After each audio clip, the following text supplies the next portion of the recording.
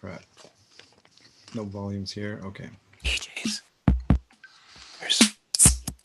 DJs. Beers. DJs. Beers. I want another one. DJs. Beers. DJs. Beers. DJs. Beers. DJs. Are we live? Beers. Yeah. DJs. The song is still playing I though. want another one. DJs. I bet so many people make fun of us. Like, Because we never you know. guys when never we're live. know that they're live. Cheers, They guys. always ask you if they're live. Cheers, yo. Cheers. Good to see you again. Cheers, guys. Welcome. I am. Welcome back. And Mo with the sandwich. I've got. I haven't got finished my breakfast yet. It's all good. Oh, let's get the Igloo out. How's everyone doing? Yeah, good. I'm actually a bit hungover, so. Oh, lucky fucking you. You're hungover, and I'm kind of in the middle of In the middle of will getting. be an epic hangover tomorrow. So What are you Where are drinking? Where are you, Ali? I'm in Sardinia. I came with another good friend from Barcelona. We came to visit our other good friend Matteo, who his parents are here. We're all staying at his parents' house, and he was kind of part of our little crew in Barcelona. And then he went away to work in Southeast Asia. Okay. And now he's back, so we decided to take advantage of this break that we all have to reconnect in new ways with old friends. Nice. So And that's- Where exactly is Sardinia at? It's you said it's the south? yeah, it's like kind of southwest of the boot of the Okay. Italy. Yeah, and it's quite a big island. Yeah. It's not Sicily, is it?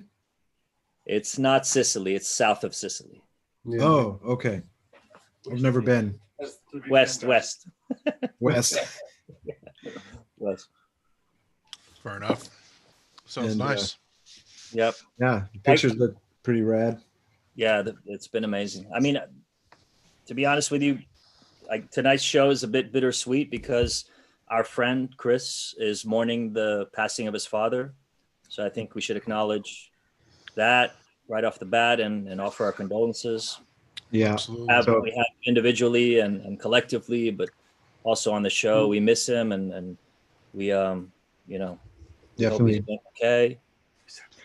Yeah, so he might not be joining even next week. So we'll, obviously he can take his time to mourn and, do his thing for sure. So And much that way love to you, people Chris. know. Yeah, so big love to Chris out there. It's not an easy thing to go through. No, absolutely not. That's yeah. That's something that I've constantly held on to as a fear for a long time, that eventually everyone has to go through it, and it's Yeah. never easy. It's never easy. Matt, you recently, last week, same time, same day. Yeah. You were playing with Chris. You did an event in Berlin. Yeah, so I was lucky enough to actually invite Chris. I mean, I haven't seen Chris. Well, I'd seen him on the show, and at this new venue, this pop-up venue from Griesmüller, and they literally built the venue in like a matter of weeks. I think it was like 3 weeks. It's in an old brewery. It's like a landmark sort of location in Berlin. It's on the way. You've probably all seen it as you come into town from Schönefeld. There's like an old brewery, huge tower. It's a beautiful space, and they had actually tried to open it already pre-COVID, I think, and then they couldn't get the license, but they moved to another part of this space, and yeah, we threw a party. And actually, I think tonight Anthony Rother's playing, and I mean it's freezing here, it's cold, but the party last week was amazing. It was really good. And What is it about? Like, I've been hearing a lot about over the past few months about how Elsa Club, those guys are kind of leading the way forward in responsible, clubbing. Like, Yeah, I mean, I think during that- the pandemic. Like, what are they doing that everyone else isn't? Well, being Germans, I think they're doing everything by the book. And I mean, I think it's also, as we know, I mean, we have to support the club owners and the people running the clubs, from agents through to the bookers and everything. Because I think, and this has definitely been, I think, a goal of the clubs in Berlin to see what they can do. And so with Elsa, or with there's other venues like Oxy Garden and this new venue from Griesmüller, it's all done properly, and so everyone's wearing a mask. If you take your mask off, literally someone will come up to you straight away. And the venue last week, they had these blocks where you could sit down. If you sat down, you could take your mask off, but apart from that, everywhere in the area you had to wear a mask. So yeah, I mean, is it indoor? Outdoor. All the venues that are open in Berlin, from Berghain Garden, they're all outdoor. Only outdoor. And it's starting to get cold now, huh? It's getting cold, and I also think that in the next few weeks the laws will change here as well. So I think it was like maybe a last sort of chance as well to maybe do parties before the end of the year. So yeah, I mean, I think laws changing as in like they're going to tighten them up again. Yeah, I think that there's definitely not. I don't know if there's a lockdown coming, but there will be more restrictions definitely in place. And I think there's already travel restrictions coming in between countries within Europe, or we're going to see them. So yeah, I don't know. I mean, I don't know. Apparently, I think Barcelona is on the sort of. There might be a lockdown again there. So. Yeah, I mean, this seems to be the only way forward. I don't think we can just sit around and wait for the politicians to, fix our industry so that we can operate again.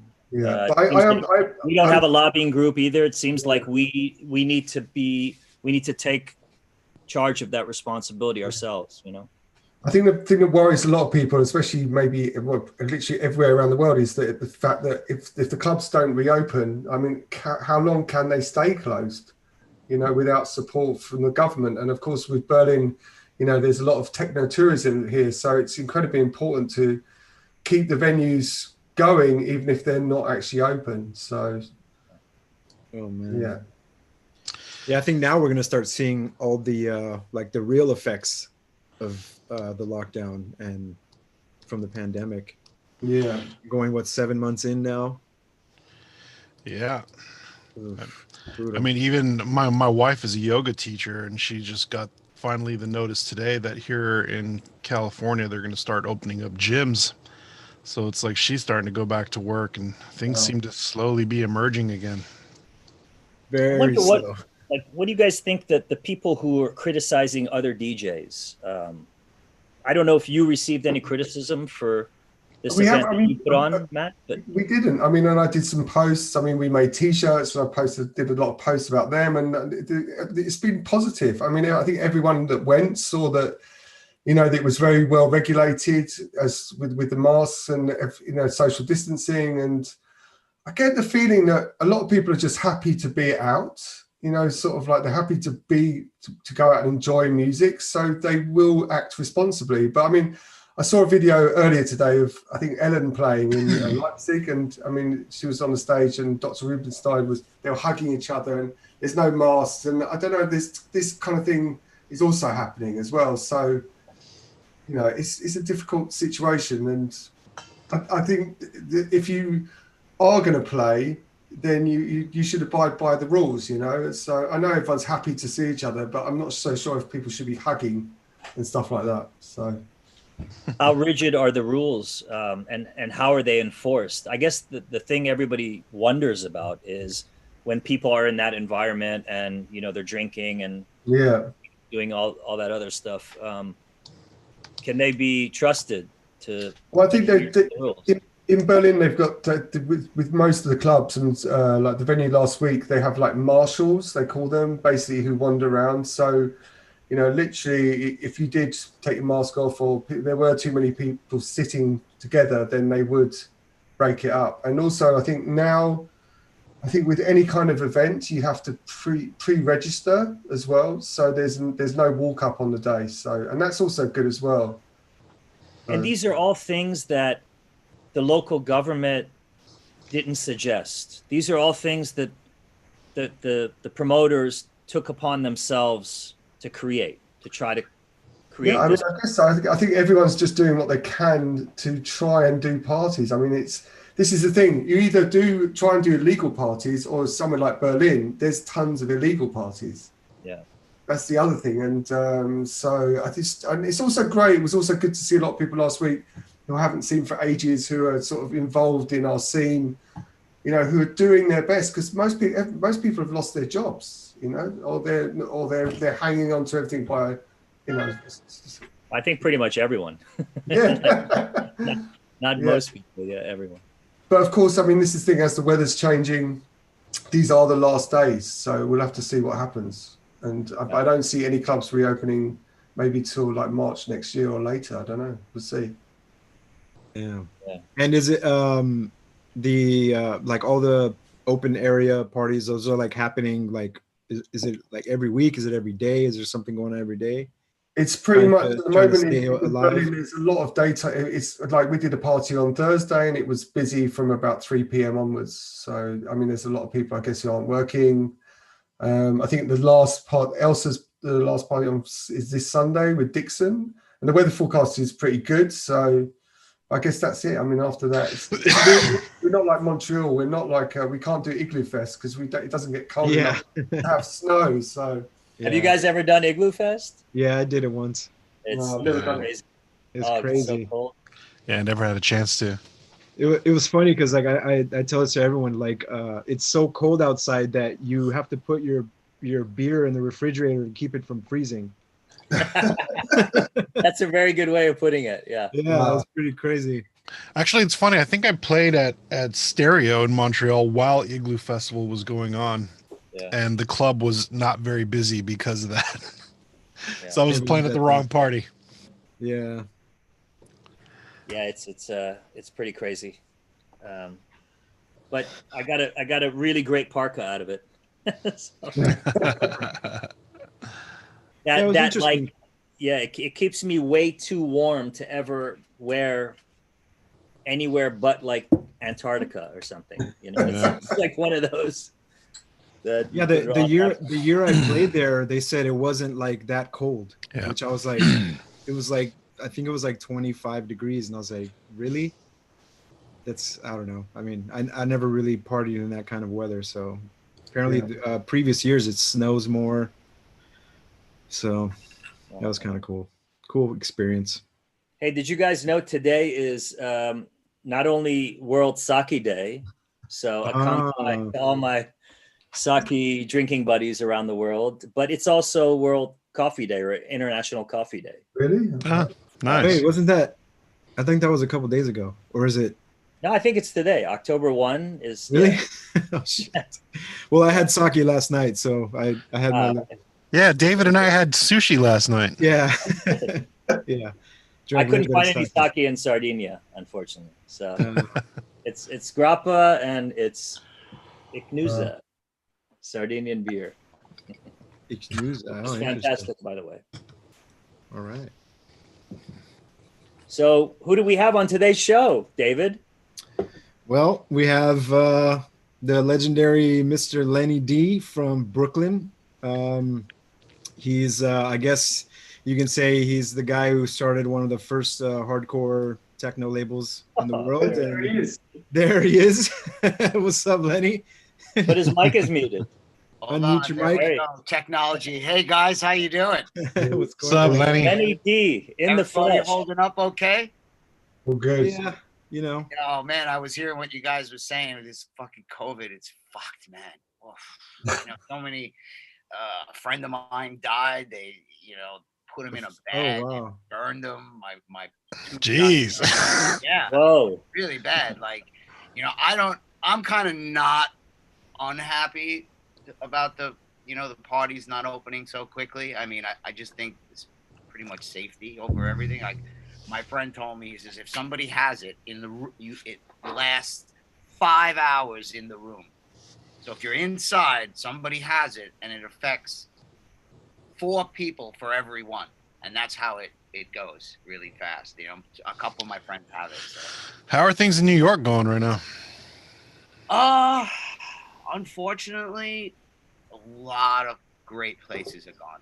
Clubs, nobody could afford to pay the rent if you have no business. So Yeah. the restaurants that are open, they're taking over into the streets. But okay, you know, New York, it gets pretty fucking cold here in the next 3 months. You know, so I'm really sad. You know, I really am. I don't know how to support these kind of businesses. 'Cause, hey, we're in it, right? Yeah, absolutely. We're getting affected like they're getting affected, but they got shitloads of rent and employees. Yeah, it's not going to be good. I mean, I think it's a great time to make fucking music. Really, get down on the Spotify, the streaming. You know, the only big problem with that is there's so much fucking noise. I mean, when this shit kicked, I get my promos. That was like 50% more than I've ever gotten in the first 2 weeks. Now there's so many of them. I open my emails like, yeah. Holy shit, where do you even fucking start? Who has even enough time in COVID to go through all these tracks? I don't know. You know, so yeah. Lenny, let's go back to a time where things were great in New York. When I was young. Like you in everyone's eyes. I mean, when I posted the flyer for today's show, I had people like Tigga, Jasper James, Michael Mayer from Compact. Yeah, right. All super excited that you were going to be on because just like we wanted to hear about your evolution. And you're considered by many to be like a pillar of the early techno scene. I work my ass off. In the States, which eventually was exported globally, and you know you are considered by many to be like kind of the father of hardcore and many other things. A lot of adversity, I'll tell you. You know. Yeah, but let's go back. So your DJ career, I read, started at 17 at the Rolla Palace. Palace, yes. It was a roller disco kind of venue, right? Is that your earliest kind of? Well, I was doing mobile parties with a couple of friends of mine. You know, they were a little older than me, and so we would go out and do all these like fucking weddings and shit like that. And then I did that too. You know, hey, I gotta tell you, Carl Cox, a lot of the other guys, it makes you a different kind of DJ in some weird way. Because, Carl filled us in when we talked to him about his. You could get a 65-year-old lady off the chair and dancing. It's a lot fucking harder than playing the techno track. Tell you that, you know. But going up and down the flights of stairs with the speakers, that was yet to be desired. Even back then, I was like, I loved it, so I did it. But it was like, wow. So I'm guessing because I saw also online that you did like an all disco vinyl set. Yeah, I do a lot of those. I have a lot of them recorded, actually. You come from disco. You come from that era of disco in New York, and Studio 54 a lot. You know, for me, like my mother at like when I was like, I don't know, 15, I wanted records. So you know, it was basically about the end of the 70s. You know, so I started buying like DJ medleys in New York. We had radio DJ things, just like pretty much all the other cities at that point. And then I started really getting into the fact that what the fuck, who mixed this, edited that, you know, because on the records you can fucking see all that shit, you know. And now it's like you're lucky if you even know who does what, you know. So, you know, I started getting fascinated by it, and then you know, DJing, mixing, and then I just got really fascinated on what that actually meant, and I met Tommy Musto via a Brooklyn radio station, and I linked up with him. I was like only 16. They loved the stuff I sent them for mixes or whatever, and then they took me into the studio, and the first record I ever did was Knights of the Turntable in like 1983, I would say. Wow. Yeah, it was scratching over this hip hop record that became pretty big in the UK. And then from there, I was hooked. Totally fucking hooked. I was so fucking hooked. You would need a crowbar to break that out of me. I was totally down. I started fucking, just playing even better and learning how to make records, buying one little piece at a time. Because, I don't even know how to play a fucking keyboard, but I did it. Yeah. So I you look never, back you and never go, had a wow, formal, wow. you What's never had a that? formal music education, like I when did. you got into it. I did. Okay. I what the fuck record was it? I forgot. It was KLF. I don't know what record it was, and I had this big hit in the fucking UK, and I said, maybe it's time.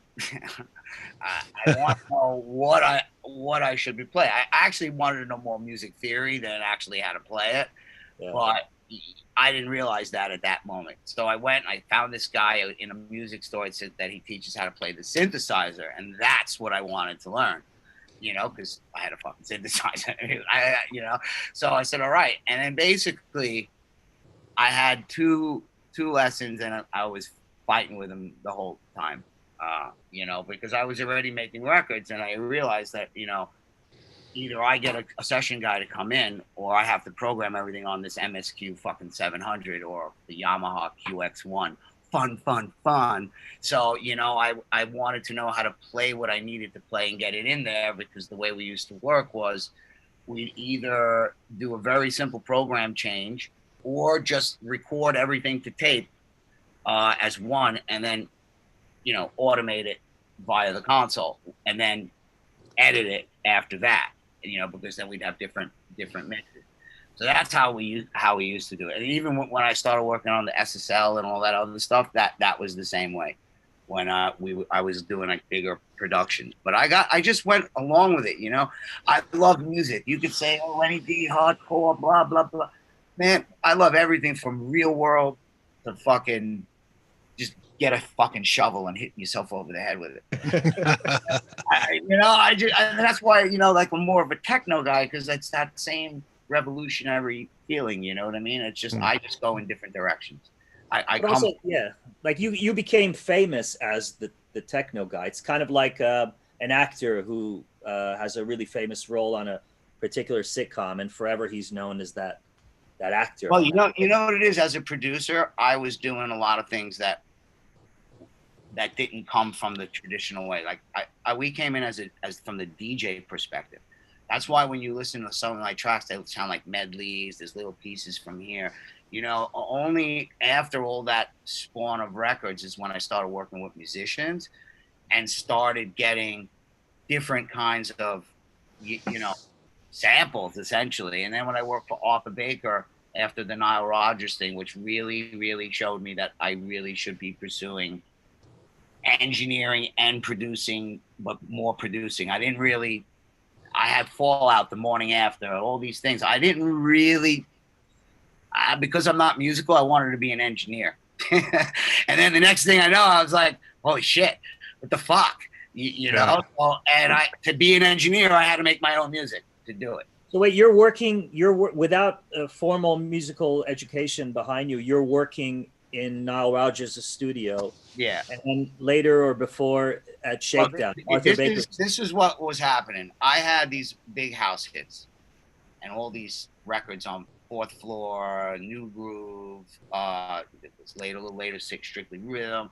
All these, stuff started getting licenses all over Belgium.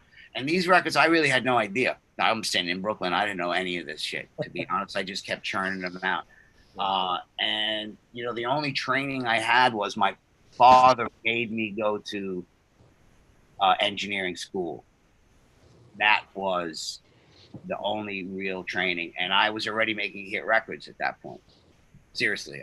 They were, the Frankie Bones stuff, all that stuff was kicking off. The stuff with Victor Simonelli. I had stuff on the charts via network records, reggae, things like this. I really didn't, I come from hey, I'm in the studio. If I want to be working all the time, I need to know and want to do everything I can, because, I didn't know where I wanted to go, and I just love music. So that's why a lot of the records I could do, and I kept my name. Everyone's like, oh, change your name. I was like, nah, fuck that, man. It's just me. And, I just learned so much by doing it, man. you know, by the end, I was automating on an SSL G series console. You know, I knew almost every synthesizer, where to get the sounds. I would design sounds from visualizing the wave. If I wanted a horn, finding the synthesizers was like having the plugin. So it was like if you wanted a certain texture, you kind of had to know what to get from it, you know? So, and just the way of recording and everything, it's like, wow, you know, I work in the computer. I get lost sometimes. I think, wow, I could do this. I could do the next thing I know, I got this mess. Too many options. Fucking too many options. Well, I did a couple of things recently, like that are like Looney Tunes and all that shit, where I said, okay, I'm not going to fucking do stuff that I couldn't do back then. I'm going to have X amount of files. I'm going to make everything loopy and just kind of use license-free stuff if I could. And I got a whole bunch of it. I'm just trying to grow a set of balls to release it because So like it's really like the 90s. It really is like, it's that cheesy, I don't know, Simon Harris, early Frankie Bones. I love those Simon Harris breakbeat CDs. You know, like the, you know, all that stuff, you know. Yeah. So you were sort of operating before your engineering experience. You were operating on instinct. You were doing what felt right and you were releasing records. Then you go to, you know, this engineering school and they're teaching you like the basics of everything. And as you're absorbing this information, are you thinking to yourself, man, you know, what are they thinking? Like it could be done differently or this way dude, you don't understand. Like, are you thinking about breaking all the rules as you're I went in there and I questioned a lot of stuff. By that point, I already knew how to get a record done. I did like, I don't know, maybe 5 or 6, and I've done like overdubs and things. So I actually did buy the sampler. I had a Yamaha mixer, which actually sounded fucking amazing at that point. And I just slowly bought, like, you know, I had Japanese Toa monitors, which were, to me, far superior than the NS10 and ladder. And, you know, I kind of put a studio together just from like the DJ gigs and things like that. And the records started to pay off. Okay, I didn't get all the money, but I got enough to buy the gear. So when I was already in the school, what I questioned was, well, I don't need to know physics, and I don't need to know this, and I don't need to know that, because I'm not going to be a tech. So I kind of questioned, why the fuck am I going through technical courses that won't pertain to my specific what I want to do, which was to mix and produce and record. I could record pretty well. I just don't really like to do it, but I can. But you know, so I felt cheated that I was wasting time going there, but the way I had scheduled it, which was really crazy, at that moment in time, I was Arthur Baker's production assistant, and it was me and Victor, and that's it. We ran every production in the whole fucking studio, in all the rooms. Like, and basically what I would do, fucking psychopath, I'd go to the fucking school in the day, I go to fucking Shakedown at night, do my session work, sleep on the fucking couch, back to school in the day. Then to break the cycle, I'd have to go home and take a shower. And that's what I did. And I think you probably got less sleep than that, even when you became a famous globetrotting DJ. But when it came to time to do the track, right, I'll never forget this. I'm in a room with all these guys, the students, and the guy's going, all right, well, we have now time in our studio, so we need to come up with a singer, a song. No, can anyone do it? And everyone was sitting there very silently, and I just went. And I made the song for everyone to do it. Needless to say, I got an A+ in that class. You know, that I knew what to do. And that was pretty fun. But other than that, once the school was over, I was already doing it. I was already, after that, started living in London for a while. Then, you know, started, you know, really understanding that, hey, my country, I'm a piece of shit. But when I'm seeing, wow, I mean, in England in 1988 going, oh my God, people know these records? oh my God, I'm in fucking heaven, which was the best fucking club in London at the time. It's actually when Richard Branson still owned it. My God, man, I was hearing my tracks. I was like, what the fuck, Bamboo? Fucking, this was like, doing party favors with Seal in the bathroom kind of days. That's the good stuff we want to hear on the show. Yeah. Like when I first met Dave Angel and everybody were all like, it was London is where I experienced it the most because it was actually the first place I went. But yeah, it was really where it connected. Like, wow, maybe leaving pop music behind and doing this, because when I was working for Arthur Baker, man, I was working on Al Jarreau, fucking like, New Order, Soul Sonic Force. Man, there's a serious list. Did you work on the Confusion section? To do this, actually. Did you work on that? Arthur produced, it was Confusion, right? By New Order. Did you work on that session? Yeah, I did the whole record, and except for one version. And then I would do like overdubs. Like I would go into like with KLF, like basically and Enjoy and loads of other bands, and like I was like a session loop guy for a little while. I have a Get the looper. Call the looper. Waiting for me in the session. I would go in. They'd show me the sections. I'd have I'd get the demos to listen to it, and I would DJ the beats at home, getting them where I want them to be, bring the samples in, and then sometimes I would bring the records in because the sampling and everything was a little tricky. So what I used to do was I'd have a fucking mixer connected to the SSL, and I'd have the break, and I would just mix it the fuck in, and then record the mix, and then edit so it stayed on beat. Because everything was and then like sometime like in the very beginning I worked on forgot the number, it's an Akai, and it had 4-bit with like, I don't know, 30 seconds or 40 seconds or something absurdly low.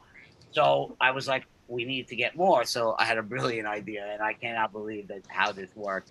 I said, well, look, we need to get this piece, and this piece, and it'll handle all the little samples. But so what I did was I would take the few bars before, and I'd hold the platter, and we'd go 1, 2, 3, and I go, I'd speed it as fast as I can. And then we cut it, get rid of the rest, and I would nip all the samples to create all the beats. Because if you didn't want just an 808 or 707, there was only so many drum machines we had in the studio. So you'd have to kind of, and even the loops, like a lot of times on the loop records, when I'm recording, I'm shifting the looping in the Akai, because the 909, everything is, if you do analog, sometimes it's a little off, and so the loops are from records which are a little off. So it was like pretty much doing it live at that time. But yeah, I left pop music to do all this. So how much were you going out to clubs? All the amazing nightlife that New York had to offer during that period of time? Definitely. And how much was that? How important was the clubbing experience and hearing these records on a system? Did that make you want to pursue more of the production thing, to hear your records on those sound systems, or were you wanting to be a DJ? Did you want to be the guy that plays those records? I started as a DJ. I never thought I would be able to do anything more than just what I was doing as a DJ. There was no opportunities like it was now. So I didn't really know. But when the producing took me out of the borough of Brooklyn, because we were building it up with Frankie and we were doing these parties. So it was kind of blowing up. And so the guys I was doing the parties with, at the clubs in Staten Island, I flew them all with me to London. And as soon as we all came back after that, that's when the Limelight started.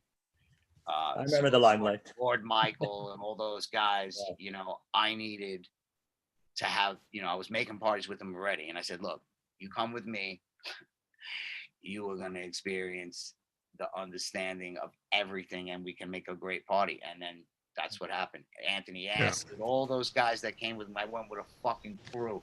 We were going bananas. I was playing. I forgot what clubs it were. I might have even been Heaven, actually.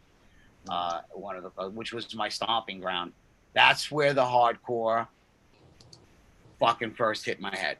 That exact room. I played Cubic 22. I was in Manchester the night before, and 808 State, the guy from I forgot the record store, and he sent me a copy, so I was gonna pick it up there, and then I played that shit, and man, I said, I heard there was a lot of rave records at that time, so it wasn't shocking to hear big sounding riffs and things, but that was it. That's where it clicked. I said, okay, it's fucking on. I said, wow, what if I just take it up a notch? And then that's how I started to get harder and harder and harder and harder. But I never kind of left any of the other things. I just kind of incorporate that vibe into. Were these part of the Storm raves in I only did like for a couple of those, actually. Okay. At that time I was already in Germany, really doing the business there, because I went from England, Holland, and then France. I did the first parties in France, basically. And then Germany worked out because I was with Renat from RNS. I just did Outlander and the Spectrum, which were pretty big remixes for those guys. He said, come to Germany. And that was probably the best decision I ever did. I got left at the fucking airport. Mark Spoon was supposed to pick me up. Next thing I know, I meet this guy. His name is Mike. And he's like, all right, he was supposed to take me to this party. And I was with my friend Neil McClellan, who actually produced the last 3 Prodigy albums, right? So we were all living together, hippie style. This is pre-Success, actually. So, and we got picked up, and I wound up going to the Dorian Gray, which was inside Frankfurt Airport, which is the techno club, basically. So that was legendary, and I was dying to go in there. I've heard of Dag and all those guys for so long. I'm like, whoa, wow, here we go. So the guy who picked me up had a, believe it or not, a record store, clothing shop, candy store. I've never seen it. That was like the first time I've ever seen any of that inside a club, other than like candy in a bathroom, shit like that. So you're initially you're with Tommy Musto and Victor Simonelli, who I met both many years ago, but they went in a completely different direction. Oh yeah, well you see, I just evolved with it, man. You see, that was the thing. Here's how it goes, right? This is the mental progression of it, and I think this is why I could appreciate everything. I used to listen to whatever was on the radio. Like my grandfather gave me a radio when I was like 8 years old. Okay, so I was already listening, like fucking going bananas. Then basically I started becoming a disco DJ, old school 50s disco, 60s, 70s. So I kind of started knowing from this era. So after that, I started making electronic music. So that's like house music, right? So house was the escape from disco. It took a lot of the same things and made them electronically. After the house, it was becoming more techno because I started getting more fascinated by leaving that behind and trying to do other things, either whether it was writing the beats differently, taking a different idea differently, but constantly collaborating with different people, trying to make the record, not trying to make me, and then from there, from the techno, it started getting really hard. Then it was like the rave music at the same time, you know what I mean? Which was technically fucking techno music, really. So, from there, then it started getting into the hardcore stuff and the jungle and the D&D. And so all those influences, I just carried along with them. But when I got to the hardcore, I realized, well, I think I just hit the wall. So wait, was it the tempo, or was it the innovation, or was it the energy? What was it about these harder, faster styles that kept pulling you away from your initial roots of disco? Well, what I did, you see, this is what's kind of fascinating, right? I used to play a lot in Germany, so a lot of the records I was getting I wasn't buying them in shops. I mean, I was, but when I'm in Belgium, I go to USA Import. When I'm at home, I go to Watt. So I don't have anybody telling me what's great and what's in front of me. I get to pick it. So at that point, industrial strength, I was everywhere. If I just say, hey, I'm coming over, oh, come over right now. Tell me, I'll get the coffee ready for you. Boom. And so I found music in this way. So I kept just absorbing everything, man, and just, taking it to wherever I needed it to go. And yeah, it was just a combination of all that stuff.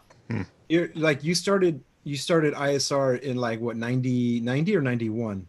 91. 91. Yeah. So, and it was that Market Carter Payne record? Well, it was supposed to be Homeboy Hippie and a Funky Dread. Then Which one? Total Confusion or no? Well, the Total Confusion, no, it was the other one, Start to Panic. All right, because I did that with Casper, and we had some success with the stuff. The same girl that did all the Mark and Spoon stuff we did, was it I Am Your, oh, I forgot, there's so many of them. But yeah, we had some hits with her. And then so, he said, come on, let's get down on a new version of it and put it out on Industrial Strength. And I was like, okay, let's do it.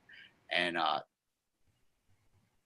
and all of a sudden I go to Germany like a fucking maniac. The guy fucking puts me in this store like I was telling you. Then the guy goes, oh, look, play some records. I said, okay, fuck this. I had my records. I was ready to play. Renat from RNS said, Letty, you go to this party in Germany and you kick their asses and you're going to be the big man in Germany. I said, all right, fuck it. I was young. I didn't give a shit. Man, I started DJing in this little shop. It's about the size of my studio, little. There was a line from the shop all the way to the DJ booth where Dag was playing, and this place was big. And the owner came in and had no idea what the fuck was going on. This guy was behind the counter, and he was going so crazy until they shut the shop down. Then the boss and then the guy who picked me up, he goes, oh my God, what the fuck did you do? I says, what do you mean? You asked me to fucking DJ? He goes, man, but he goes, I sold records for the first time and fucking since I've been here, man. He goes, what the fuck? He goes, I said, yeah, I want to buy all these. He goes, you just take them. The guy from the club, he's like, okay, when you want, you come play here at my club, because I never in my life seen this. They didn't even know what to say. I didn't even know what to say. I said, oh shit, that went well. Fuck, great, got some free records. Let's go. And then I went to this party, which was in a burnt down building in Frankfurt, and they were putting amyl nitrate into the smoke machines. It was one of those. That wasn't common back then, but the Germany, they went with that one pretty good. It was pretty like everyone. Chris would have loved to be here for this conversation. Oh, it was amazing. And that's where I met Sven Voth for the first time. And it was really funny. Tell us about that meeting. That was absolutely amazing. I seen him in the room, and I know he's seen me. I already knew him because prior, while I was making records, I was working at a distributor that was on the same floor as the studio. That's how much I wanted to be in it. So like what I would do is I would work there, then do the sessions at night until you know what I mean? It was part of, getting all the European imports, because I was DJing at Roller Palace and all these little discotheques and things all over the place. So yeah, it just went from there. It was a little fucking insane, to be honest, man. Everything. Oh God. So take us now back to Brooklyn. I heard that you had an initial sort of rivalry with Frankie Bones, and then later you guys obviously put that to bed and started working together. And then at the time there was also Joey Beltram was also from. Oh yeah. I never met Joey. Look, I gotta tell you, really, if you've seen this, where we all were living and how much fucking techno music came out of that shit, shocking. I mean, I'm surprised with all the party favors going around that anybody could have did anything. Really, remember the 90s, guys, it was like the 60s. I know now it's a little bit more PC, but back then, I think that's why a lot of the music came out. Everyone was like, oh yeah, fuck this, I can't do any of that while making electronic. What was Brooklyn like back then compared to how it is now? Like, Well, Especially like shithole. Williamsburg, it's quite homogenized. It was not like that at all. It was that the neighborhood that I'm in now would be like considered a fucking war zone. Seriously. Because like New York in the 70s and 80s was really bad, right? Yeah. Oh, where I am right now, you wouldn't be able to get on the train and come out over here. No way. You would make it about 3 blocks before somebody would fuck with you. It was pretty bad here. So now it's all gentrified now. But Brooklyn as a whole, it's pretty big. But I have to say, we were having to do our own little parties and do that stuff. I didn't really want to.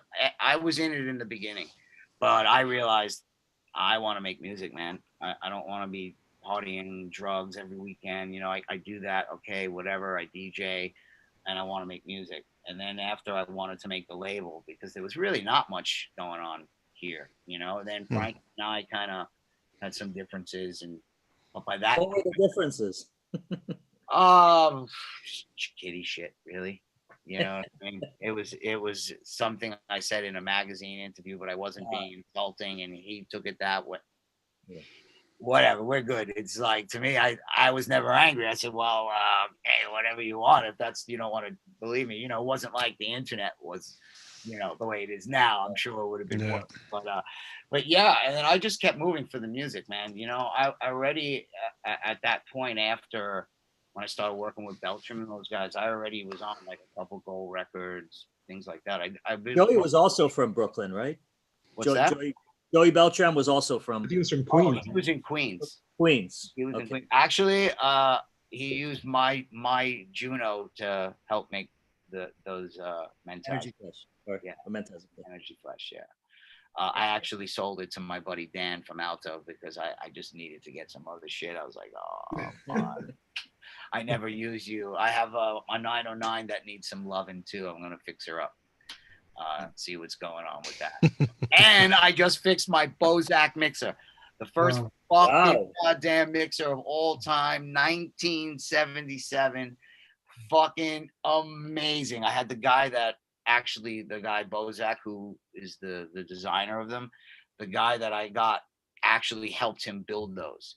So he went through the whole entire mixer. We moderned up everything. It's this Yori, which is Universal Audio, bought the designs from this mixer to make their preamps and EQs. Yeah.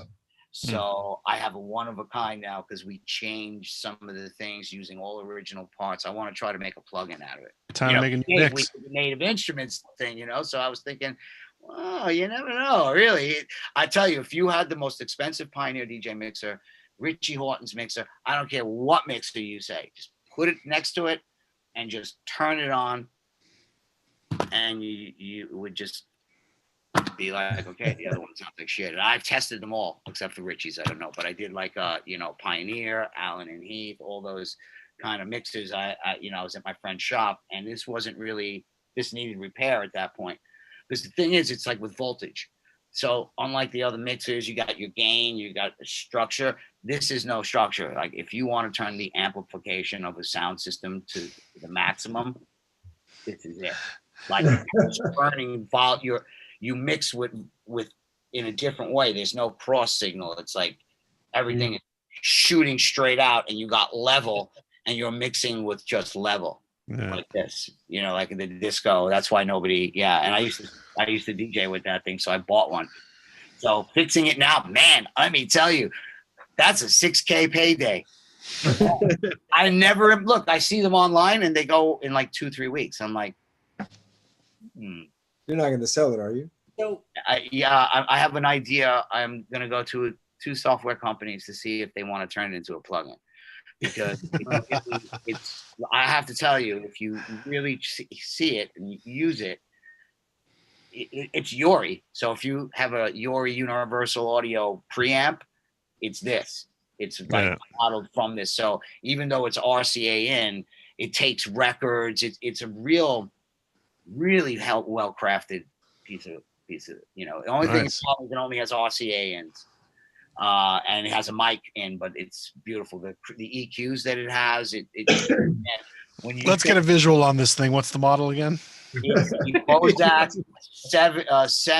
CM something. When you just type it in, they all look. It's a black one. There's a silver and a black. So Lenny, then do you still have all your records? I mean, have you sold your? Well, funny enough, I got rid of about 16,000 of them. What? Okay. Dave was in the. I remember I helped you move some. Yeah.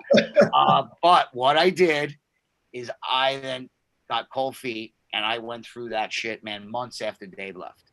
And I have upstairs all my disco. I have an most extremist, hardcore, rarest stuff. I've got techno music that I loved, house music that I loved. So I do have, like, I would say if you came here, there's not a filler. I remember. Amazing. I remember when I was digging through there that one time I was there, and you had like Aphex Twin white label promos that you were just like, oh yeah, I don't know what I'm gonna do with these. I'm like, dude, these are probably worth a lot of money. Yeah, or they don't. You kept them. I saved all of them. I got stuff, white labels that are fucked up where there's something else on the other side, and just things I kept. Mispresses and stuff. I wanted to sell them, and then I just said, not right now. I don't know. Don't sell them. Keep them. You know what I mean? Or hand them down to us.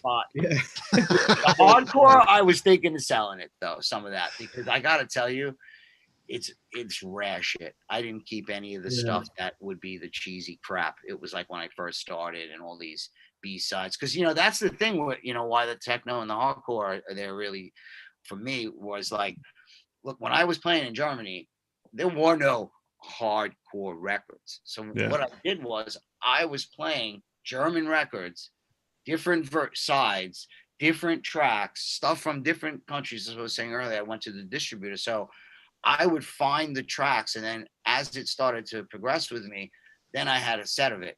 Then I had 2 sets of it. So even the other German guys, that were playing more, but still techno, I was like hard techno. I don't know what it was, before it became hardcore. These guys knew all the records I was playing. It wasn't like a shock to them. They were playing the other sides that are a bit more classic. You know what I mean? That you might, it's more, maybe it was a nice acid record and everybody was vibing on it. And they had this dirty shit ass track on the, second cut B side or whatever. And that's how it started to progress until I started hearing the differences in some of how the sound systems would react and the distortion. And then it just started going from there.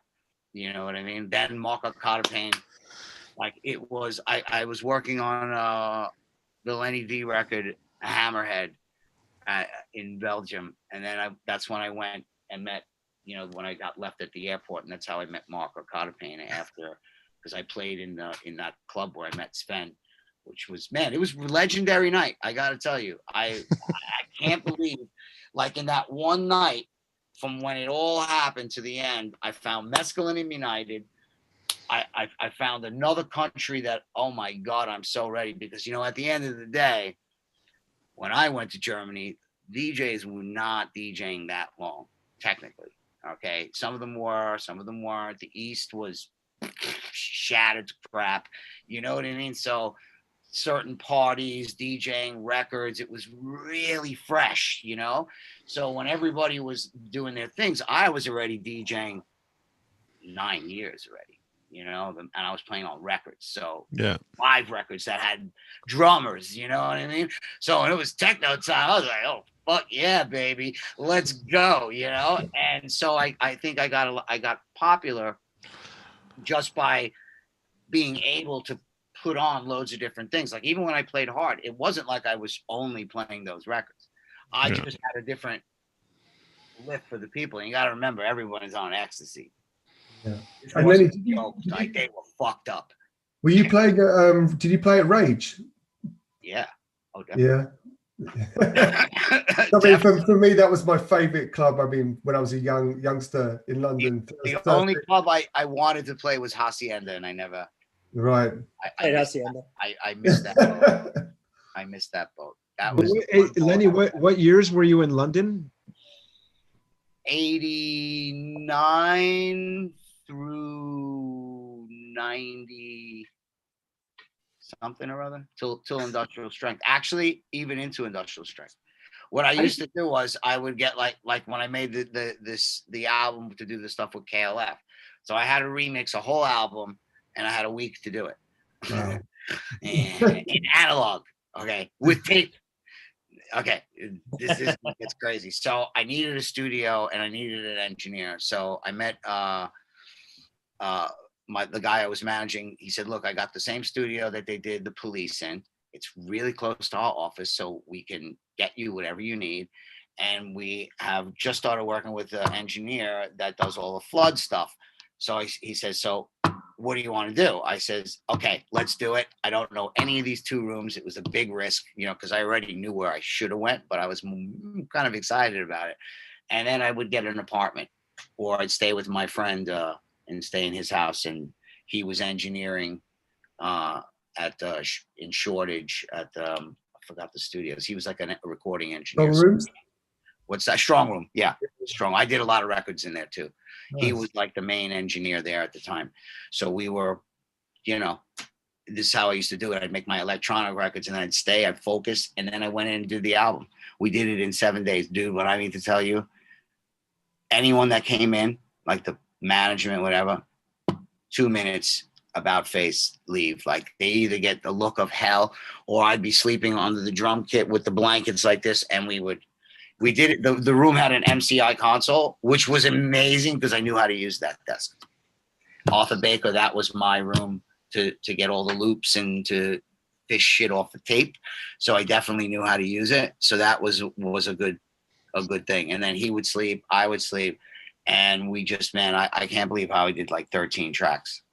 What were some lessons that you learned from working with Arthur that stayed with you as you were making a name for yourself in techno?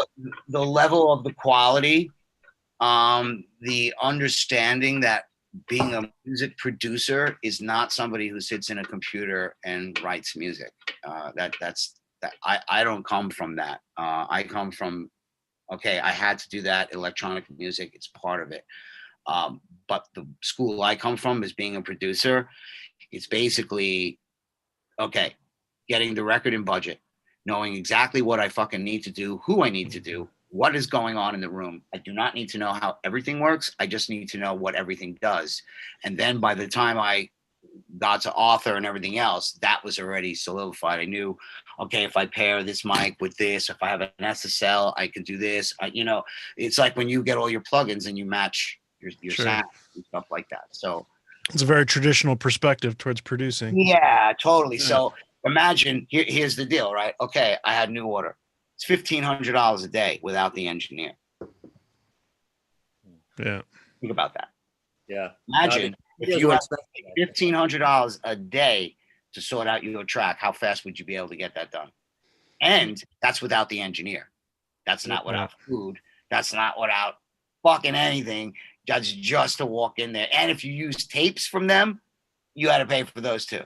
Yeah. So when coming from that real analog perspective, like where everything was analog, like I used to have a little book. Oh, Bashiri Johnson. Oh, this guy, that guy, and I would know if I needed a conga, I needed that. This wasn't, oh, let me go look on my fucking sample collection. You had to get it back. So at the end, you're becoming the music director and shit. I would actually do parts and tell the synthesizer guys. I wouldn't do it when I'm working on the pop music because I needed a musician, you know what I mean? But they would follow me impeccably. And I knew how to program. I knew how to get the beats going. I did get the beats going. Then I would help with the engineering, the mixing. And so I was kind of in it all. It's like you. So if I want you to play a conga and you don't know how to play a conga, what do? You got to get someone to play a conga. And being a producer, Session players. Yeah, I knew all the session guys. I was a session guy. I would come in and do stuff on tracks and then just disappear and just get a check. I mean, I worked in a similar vein as to you, obviously not with your history, but I worked as a recording engineer assistant in studios in the late 90s and early 2000s, and that's exactly how it worked.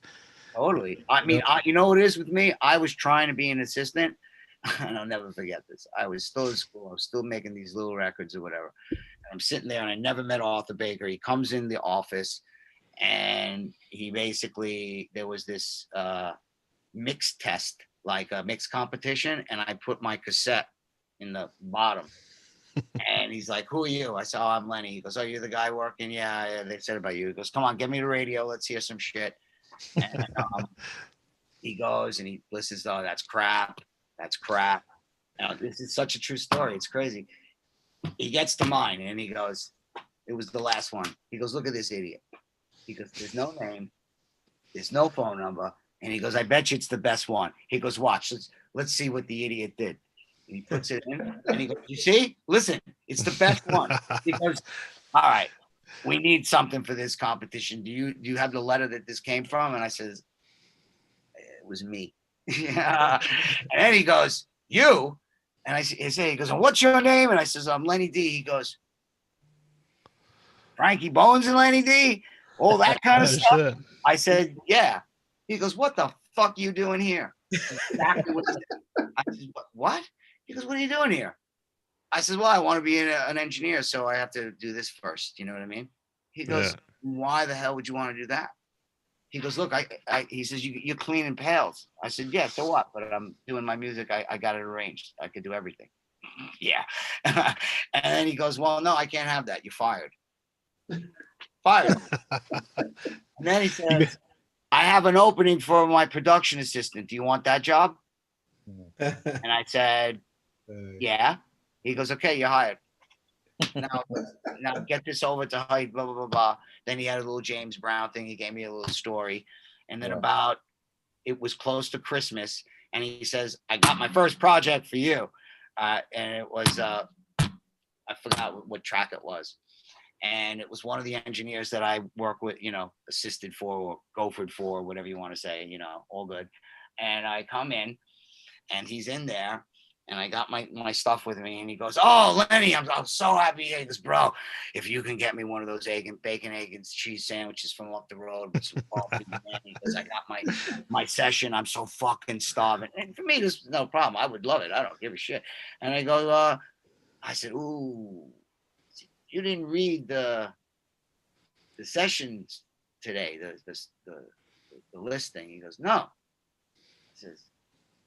I says, "I'm the one who's in the session. You're working for me today." And he looked at me and he goes, "What the fuck do you mean?" I says, "Yeah, I'm the one you're doing the session with." He says, "What? Wait a minute." He goes and he checks.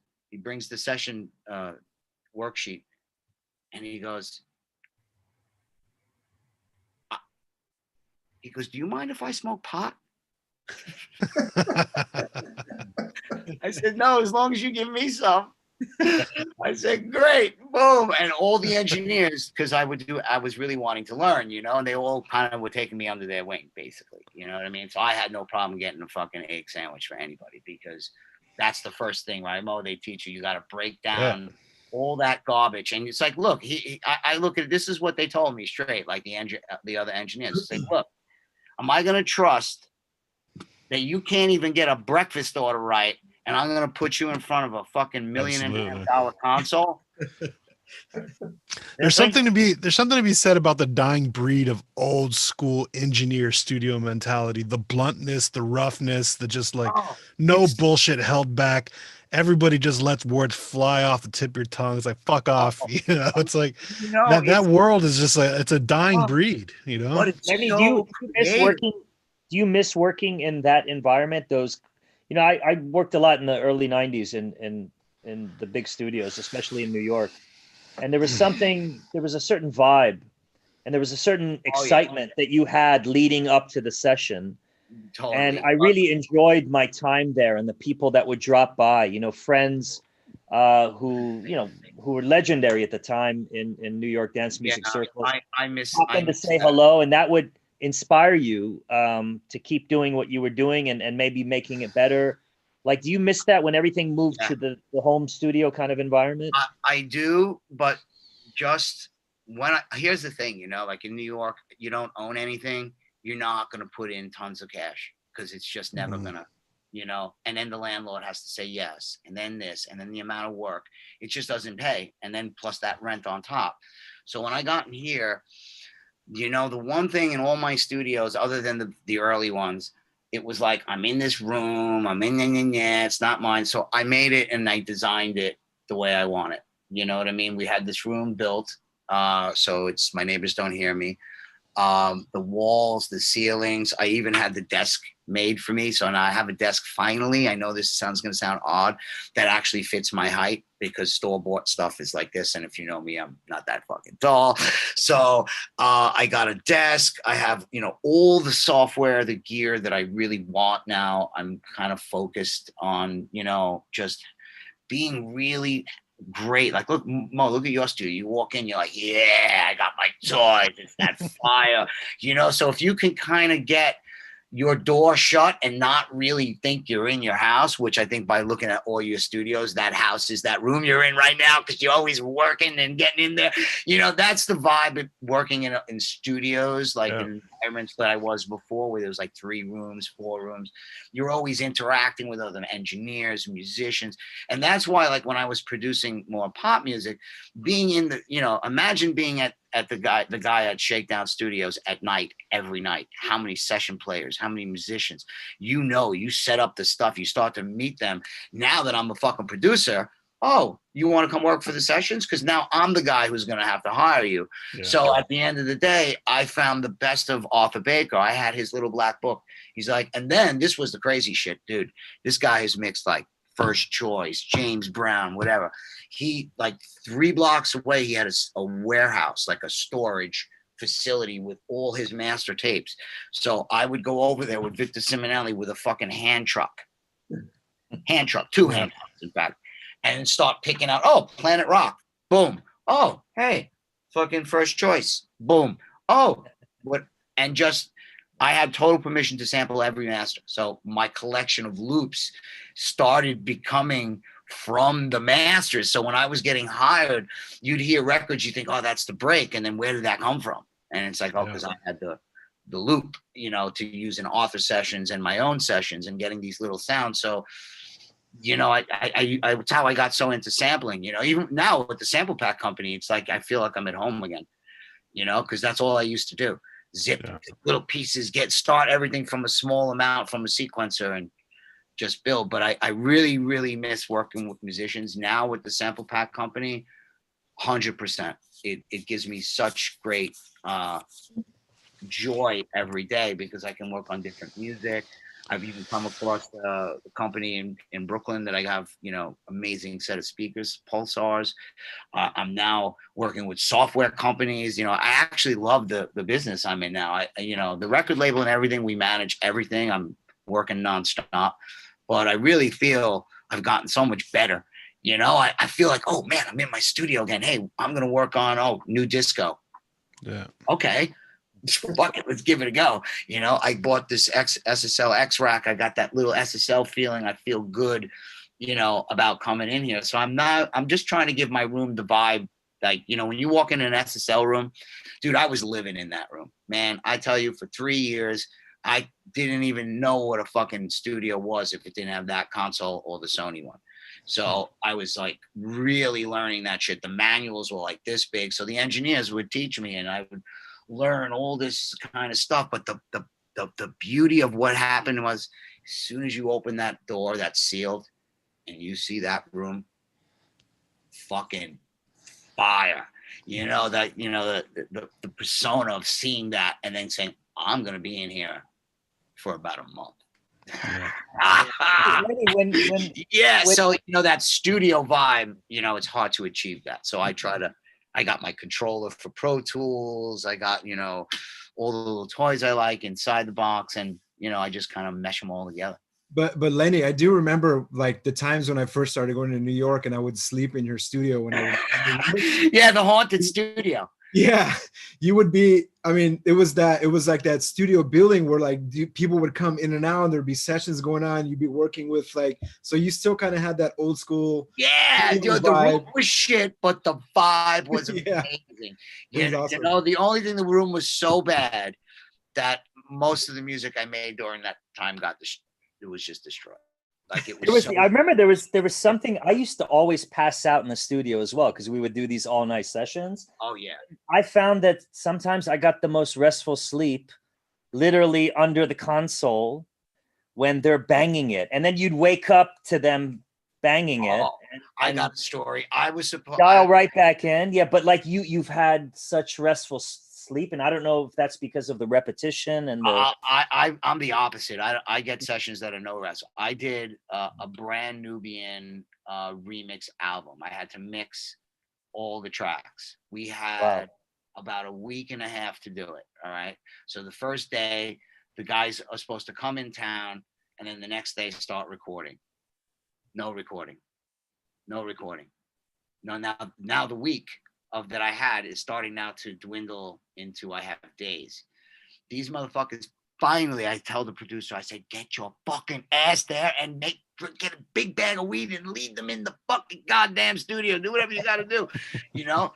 So we're all sitting there and I'm waiting. Then finally, the track started to come in. I did the whole record.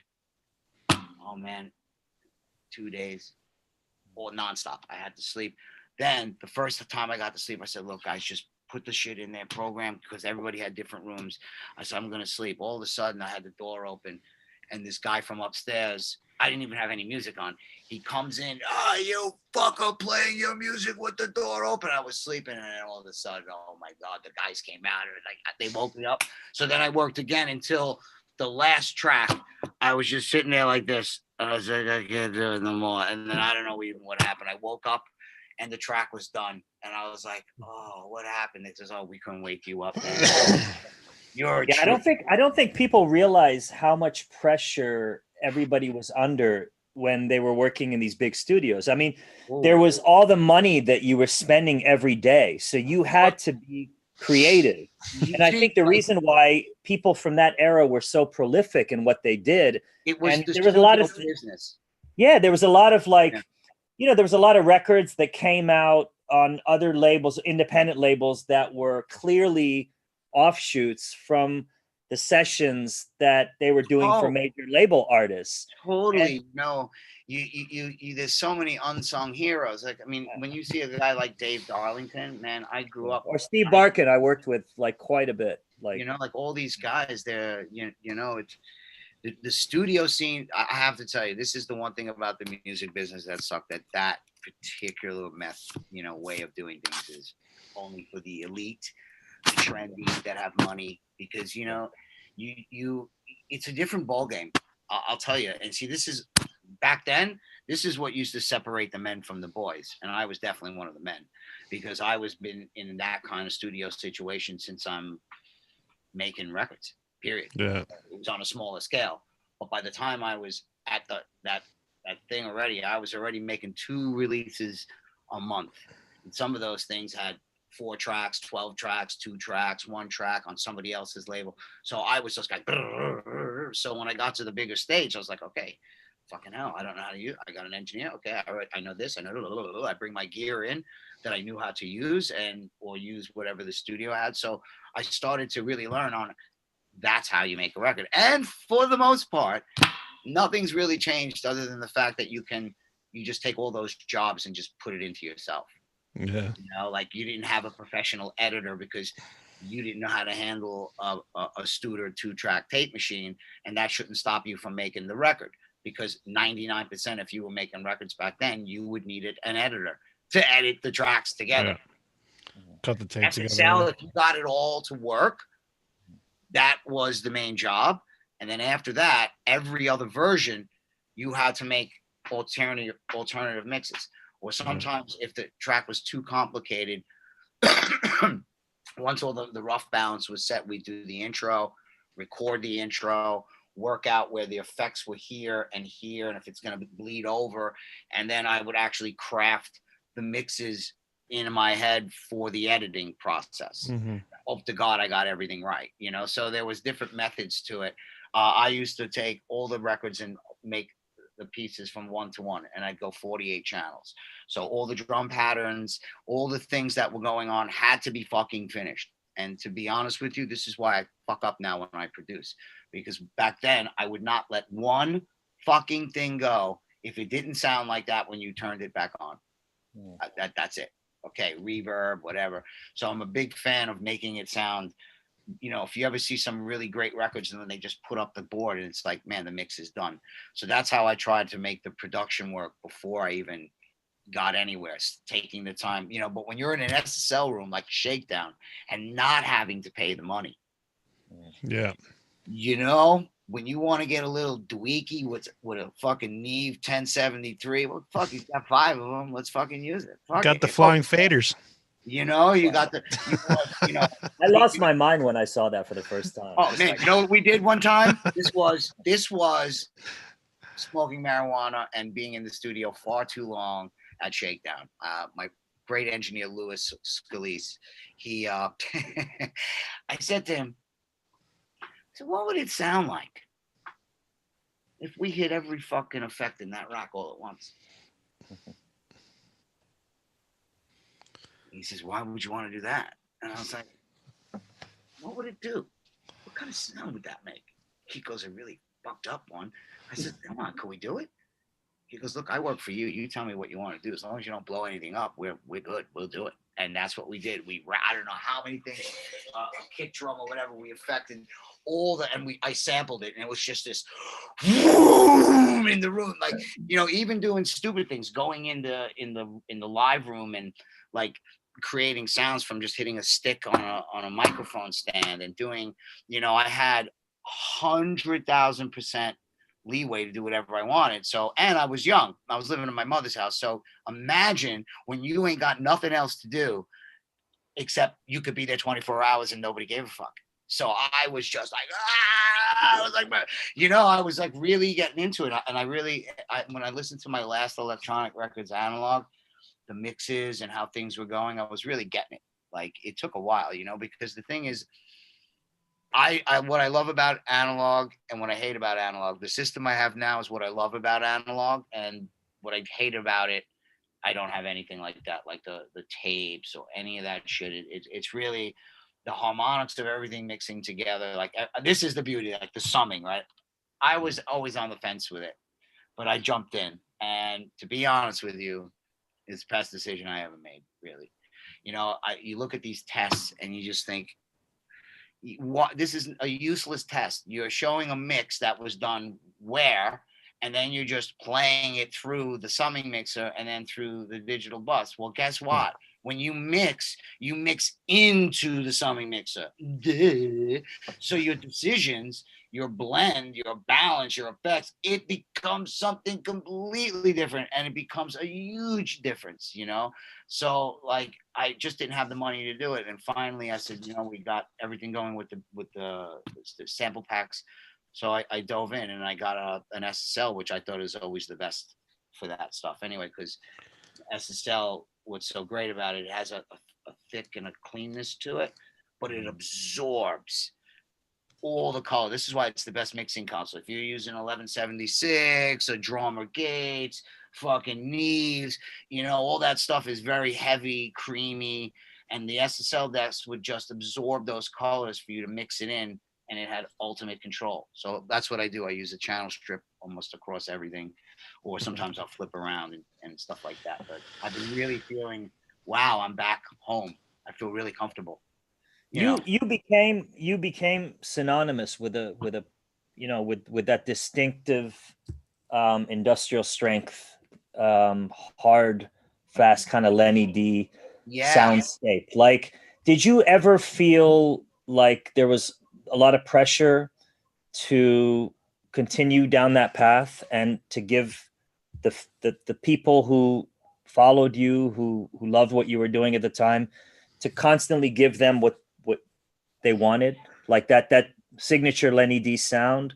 Because you're obviously, you know, you have so many different sides to not only your background, but like, you know, as you evolve. You know, over time that's gotten a bit lost, I have to say, because of the age gaps. Now I actually feel it. I've done a lot of records with Chris Liberator, some of my buddies along the way, you know, and sometimes I venture out doing a couple of other things like dub. At the time I was doing a lot of dubstep. I did like Beyonce and all this kind of shit. And that's what gave me the buzz to get off of the fucking core for a sec and let me get back into music as a whole. And I've actually made some really great techno, some fucking ass kicking hardcore tracks that are going to come out soon, and metal fusions. And I think because I have the virus now, I have time to actually experiment and try it. You know, look, I'm not one to say, hey, I make a bad record. Okay. You know, I don't give a fuck. I just want to get them all done. I have a sense of urgency now that But how did you navigate? I'm fascinated by whether you try to or not, like navigate around the techno snobbery and the purism that has always kind of existed. You know, you symbolize so much to so many you see, you I know, gotta artists, tell you, and when the techno I come from yeah. was the revolution of getting away from rock and roll, disco, traditional music, the way clubs were set up, the way you would listen to music, the way you would hear music, what kind of music you would drill to. And techno music was that resistance against that, basically. House music was part of that, but techno for me was the biggest revolution, because what it did was it took away all those house elements. All that shit was gone. Detroit had motivated it in that house style, but in its own way, its own chords, its own kind of vibe. But it kind of left behind all of the disco and all the elements that house music was hanging on to, and for the most part still does.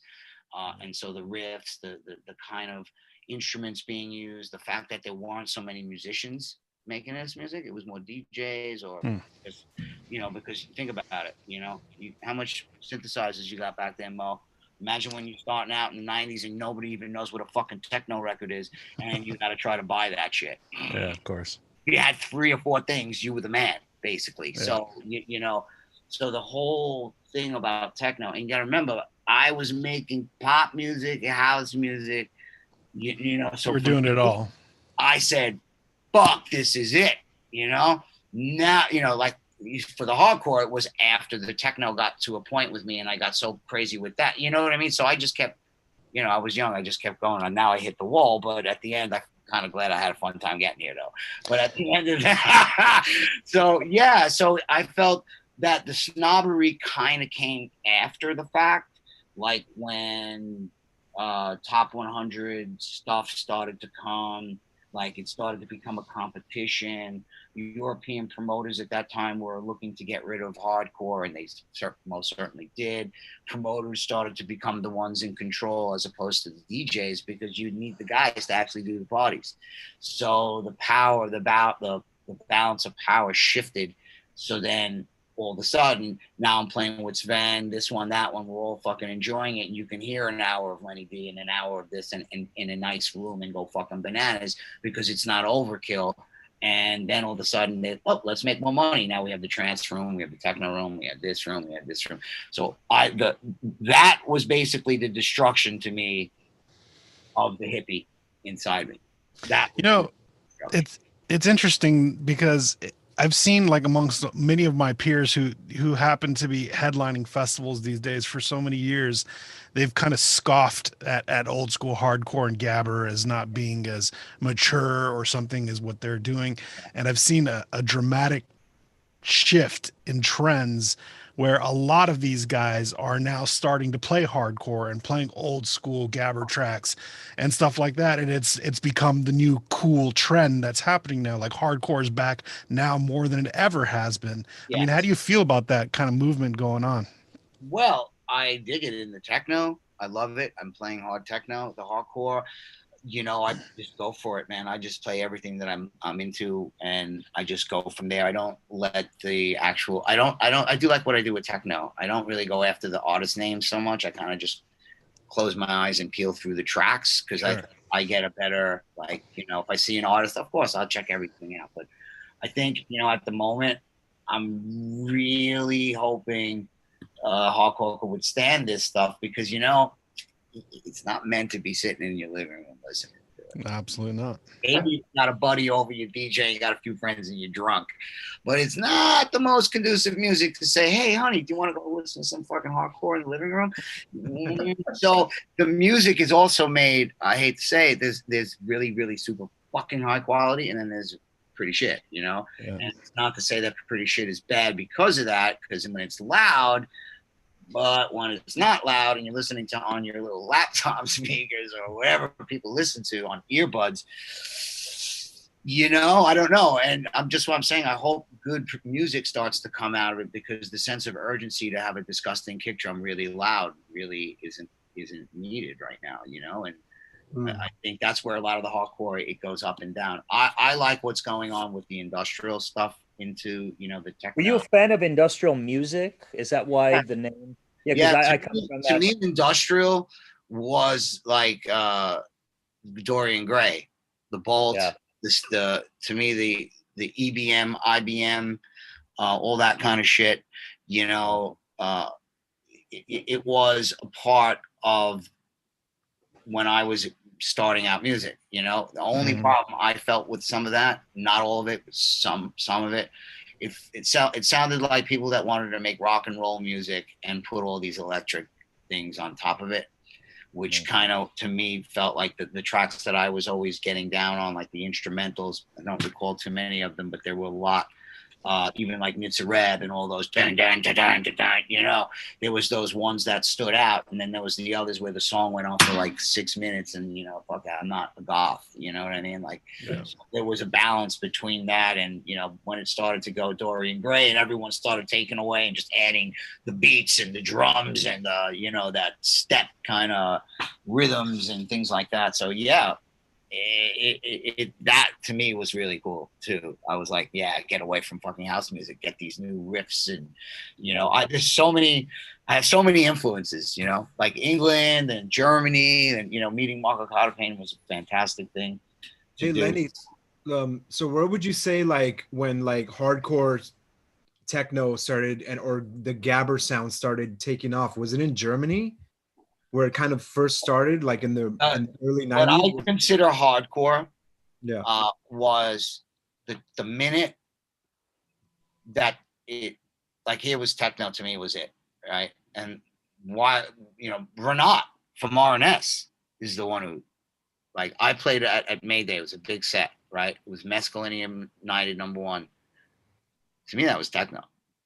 Hard techno, I feel like hardcore started with the Hoover, sound. No, well, check this out. Then Renat goes, man, that set was so fucking hardcore. And I was like, yeah, maybe it is kind of hardcore. And we just started coining it that way, basically. It just wasn't, it was no different than anything else. Like, to me, it was still considered, it was still techno at that point. Yeah, I mean, look, it's 120 something, maybe 130 BPM. It's not like bah, bah, bah, bah, Yeah. And what we did was still holding on to techno. Rave music was a great influence, because that was the birth of a lot of what became later, so all of it evolved. And for me, I was able to carry through in each one. Like, I mean, if you look in these books, not to pat myself in the back, I kind of like go, wow, shit, Godfather this, that. I don't believe any of it. I'm like, hey man, I was there. I did a great thing here and there. I did some legendary shit, but the music as a whole, I'm so fortunate to experience all of it. You know what I mean? And then get my bit out of it.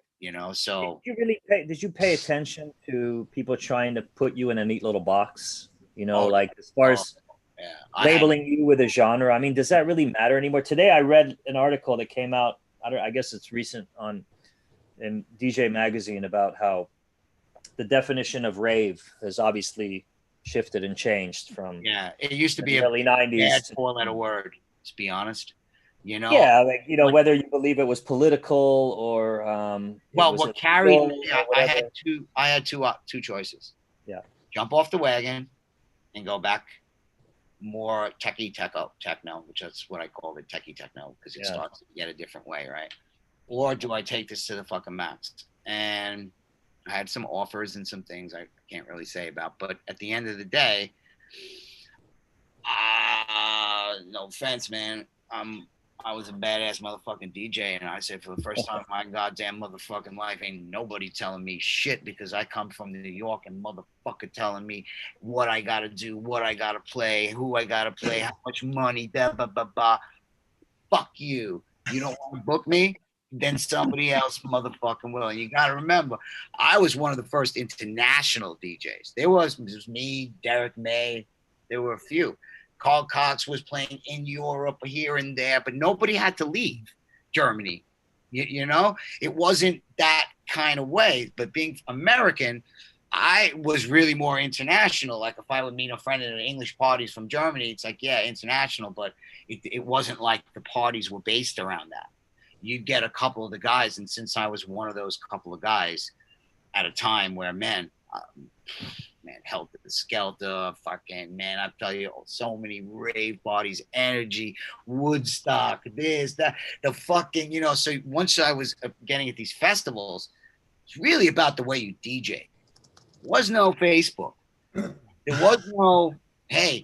Lenny, I'll always remember the first time I heard Tony Humphries come to, I think he played in London. It was like 1991. Yeah, I love Tony. He was so much better than any other DJ I'd heard at that point. All the UK DJs were crap compared with him. Yeah, and you see, here's the thing with the rave music. You know, I you know, Dave knows I can hold those beats when I need to. And back then, these records didn't have places to mix. You couldn't move them. So you had to be very like my real number one enemy slayer was that I could put a fucking record on and it won't go off for at least 16 bars, and that's all I needed. So I'd be my thing was mixing over it, because with vinyl and the way the mixers are, you know, I have a certain way of doing it. Like a lot of guys will go, man, the sound sounds so much louder. It's not any louder. It's just I have everything EQ'd at a point, and I would, you know, take my balance where you hear the tone here and here, and then it would just be like shift, you know, like when you do a mix, when you change from a ride to a hi-hat or something. So something would always be there because those records were moving around a lot, you know. So if you hear them, some of them are a little jiggly, but then the big pieces would come. So it was like kind of the first, up and downy kind of music with the linear stuff I used to play. So it started to go from, you know, mixture of all these things to make it what it is. Now I love the hard stuff now. Industrial hardcore, techno, heavy techno. Oof, it's really great at home for sure. We have before you continue, we have a very special guest that wants to come in. Whoa! You guys see me? We can't see you. We can't see you yet. I just said iPhone X. It's a perfect advert for Apple. Justin, who's behind the scenes, is going to bring in none other than. Oh, there I am. Oh, how's it going, boss? Only Lenny D gets me. It's my first streaming appearance ever. Oh, wow. You know what? This is unprecedented. Unprecedented. Here we go. This is unprecedented. It's hard enough getting Tigga out to dinner before. Wow. Getting dinner. Streaming's harder than dinner. Yeah. At least dinner I get to eat. Yeah, totally. I agree. I think there's a bit more of a satisfaction after eating than being on a screen. What's up, Tigga? Wow. Oh, I'm excited. How you guys doing? Good. You hold. You know why I wanted to? You know why I wanted to see Lenny, because one of the nice things about having all this time, I've been ripping so many old records and stuff, and I like to really take my time now and just listen to them.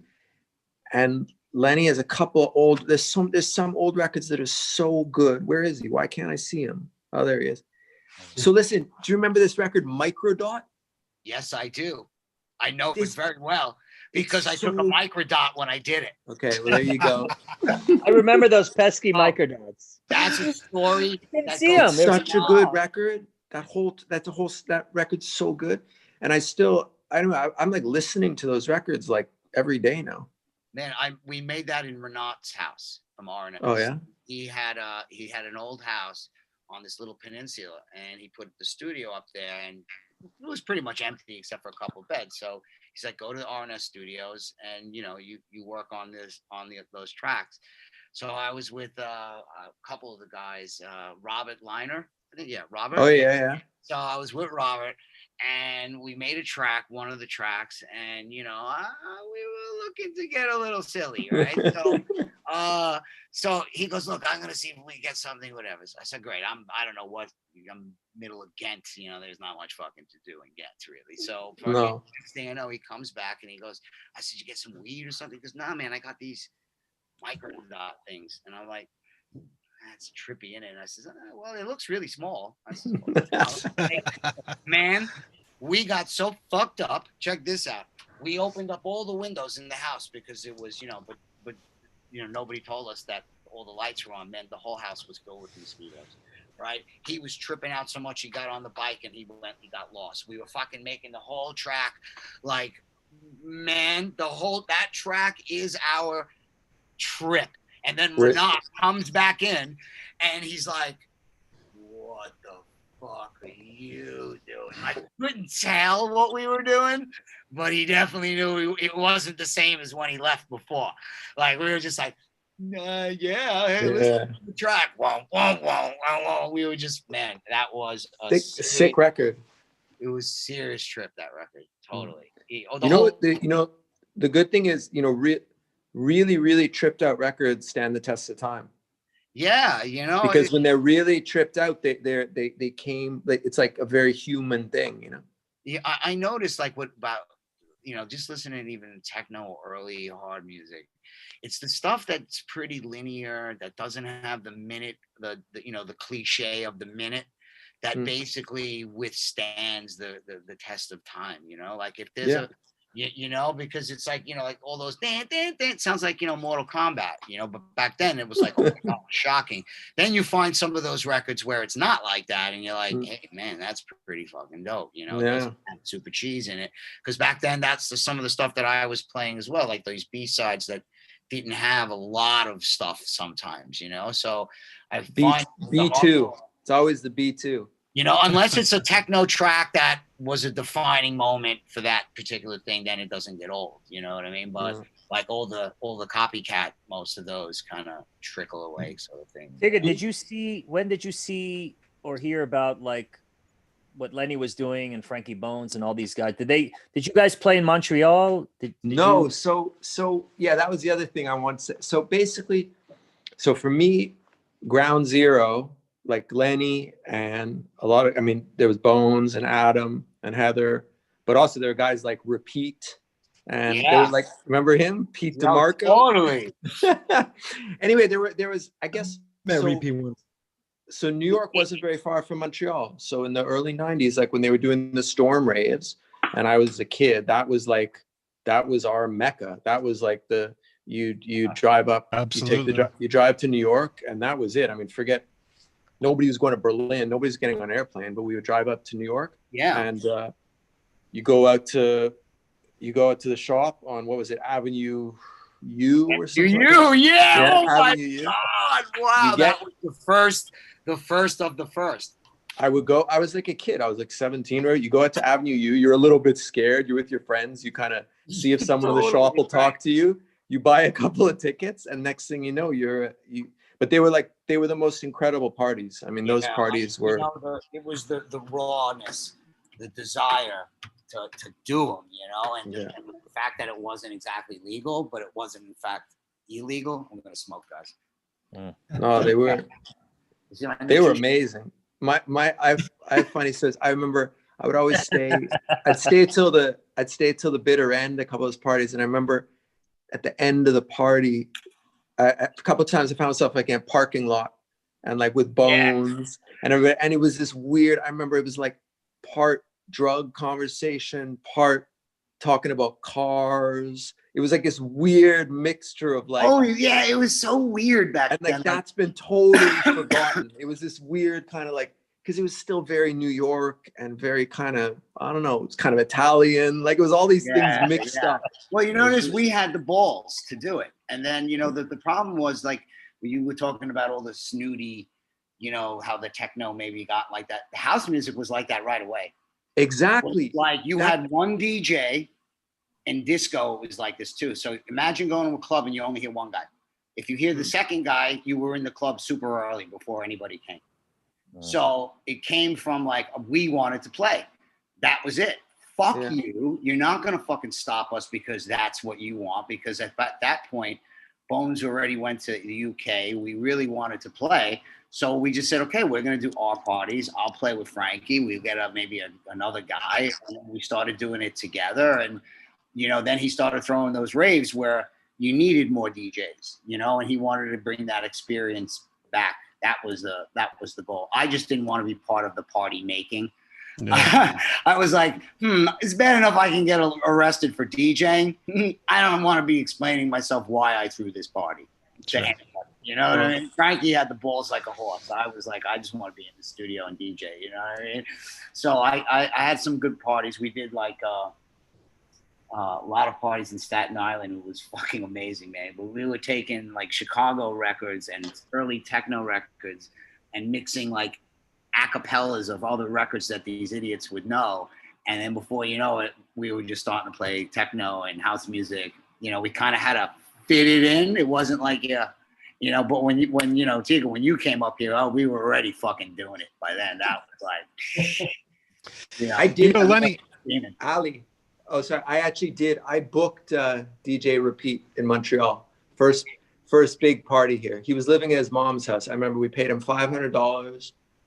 You know, like in the limelight. And bought a plane ticket, and nobody had. I remember nobody had a credit card. We were all kids, and nobody had a credit card. So I remember to buy the plane ticket, you have to drive. I drove out to a travel agent like just with cash. You know, like nobody could do anything without cash. And he stayed at my. I think he stayed at my mom. I think he stayed at my parents' house. Long time.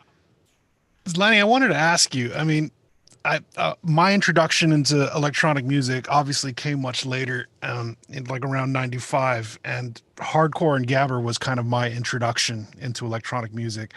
And I started going to raves at the time, and the people that I were introduced to, I mean, were all hardcore DJs coming from Chicago or New York. You know, like Rob G, you of course, you know, Delta 9, Tron. And like it seemed like the local DJs, like we had like with Ron Decor, with Dr. Free Clouds, and you guys, Frankie Bones, Adam X, all those guys were coming out to LA. And I've always just kind of wanted to know what your perspective was of kind of like the West Coast hardcore and rave scene that was going on when you were coming out. I loved it. And I love it. You know, for me, okay, this is the problem of electronic music as a whole. Yeah. You gotta remember, England, you can get around. Germany, you can get around. America, man, we can't get around unless you're EBC, right? So the big problem back then was, you know, just being, you know, I wanted to have America do it. I would have played for fucking nothing to come and do everything. I loved it. I was like, oh, fuck, Chicago, LA, fucking, yeah, this is great. I could see it really starting to happen. And, you know, and it just, you know, the police and all the other shit that went around that time, you know. Yeah. You know, even Pascal from EDC, I mean, he did one of the first industrial strength parties out there. You know, I remember that. You know what I mean? So he went through the trenches, and you know, at least look what he's accomplished. You know, so you know, even though EDM might be shit, it's kind of made everything else go through the door. So I can't really hate it. You know, because now even you guys, right? You get a bit more attention. Electronic music is a bit more popular now. Hardcore is, but you know, you have to think of it, right?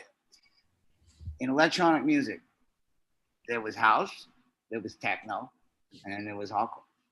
Yeah, definitely. France didn't come to last, now there's business techno and all this other stuff. So you see what I mean? It's been an integral part of electronic music as the third food group in the top three. There was nothing before that. No, I was going to say this earlier, though. I was going to say this earlier because I remember, like, in the 90s, like, you know, what we consider EDM now, in the 90s, even with, like, hardcore gabber, there was, like, the pop hardcore gabber records that were coming out.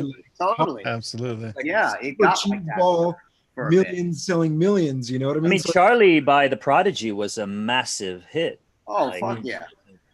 Yeah. Like, kind of on the pop charts on the I would do shows with them. Carl, you know, I come from a really so were the Prodigy the first business techno? Actually, in a way, they kind of were. No. Yeah. No. Basically, the first was Guru Josh. That was but hold on. Can I say something? I think it's important. Business techno is not about success or numbers. It's about the ratio between success and actual production. It's like, for me, that's the difference. For me, business techno is about extreme success without the music to really back it up. It's like it's the balance between art and integrity as well. I would have to say. Yeah, but I don't even know if it's integrity. It's just like it's it's touring careers, big money, without the creative work behind it. The work that goes into it is more the work it's business work. It's networking, it's logistics, it's PR, it's all the other things. To interrupt you, I saw there was this girl who had this trendy label, and she had like this podcast. So I just turned it on. I wanted to see what a new label perspective was.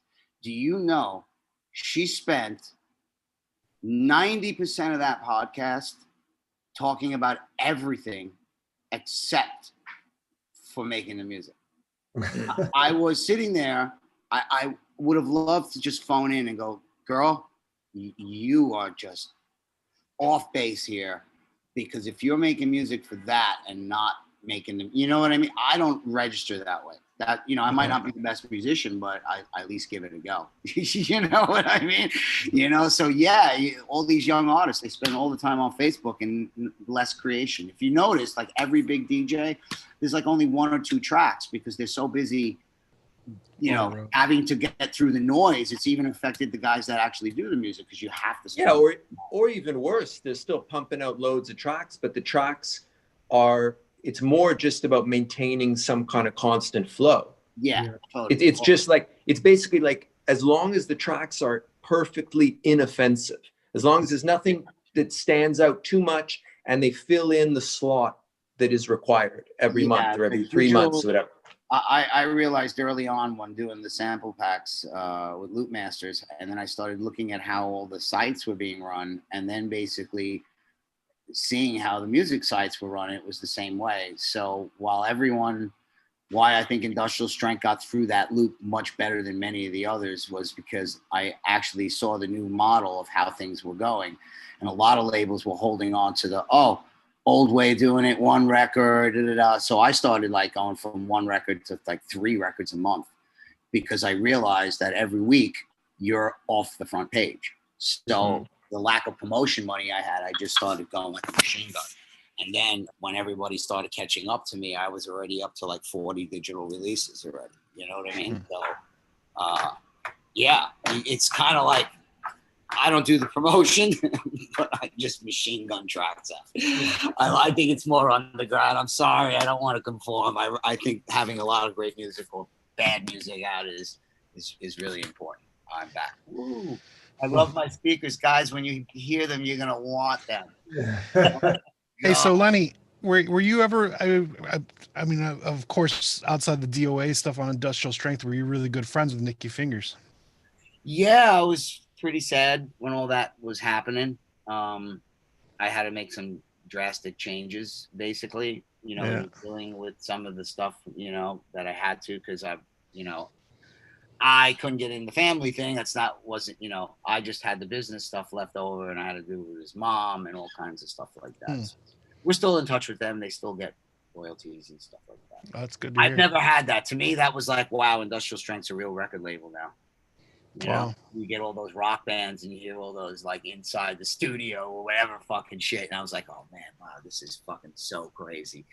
You know, I wasn't even in the country when it happened. Actually. But still now you're like that label's almost 30 years old and you're still going strong. It's yeah, next year, April. Pretty wild. 30 years old.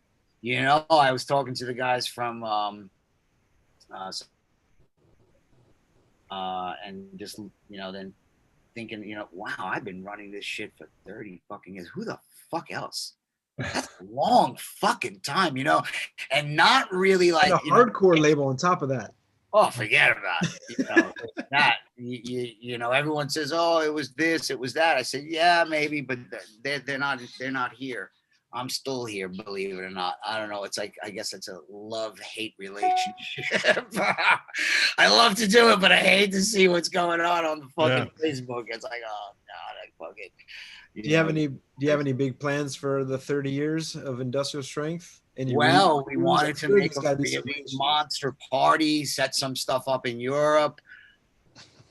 Well, but it's really party-wise. You picked the wrong year. We picked the wrong, you know, it would be really sad if I had to do it online.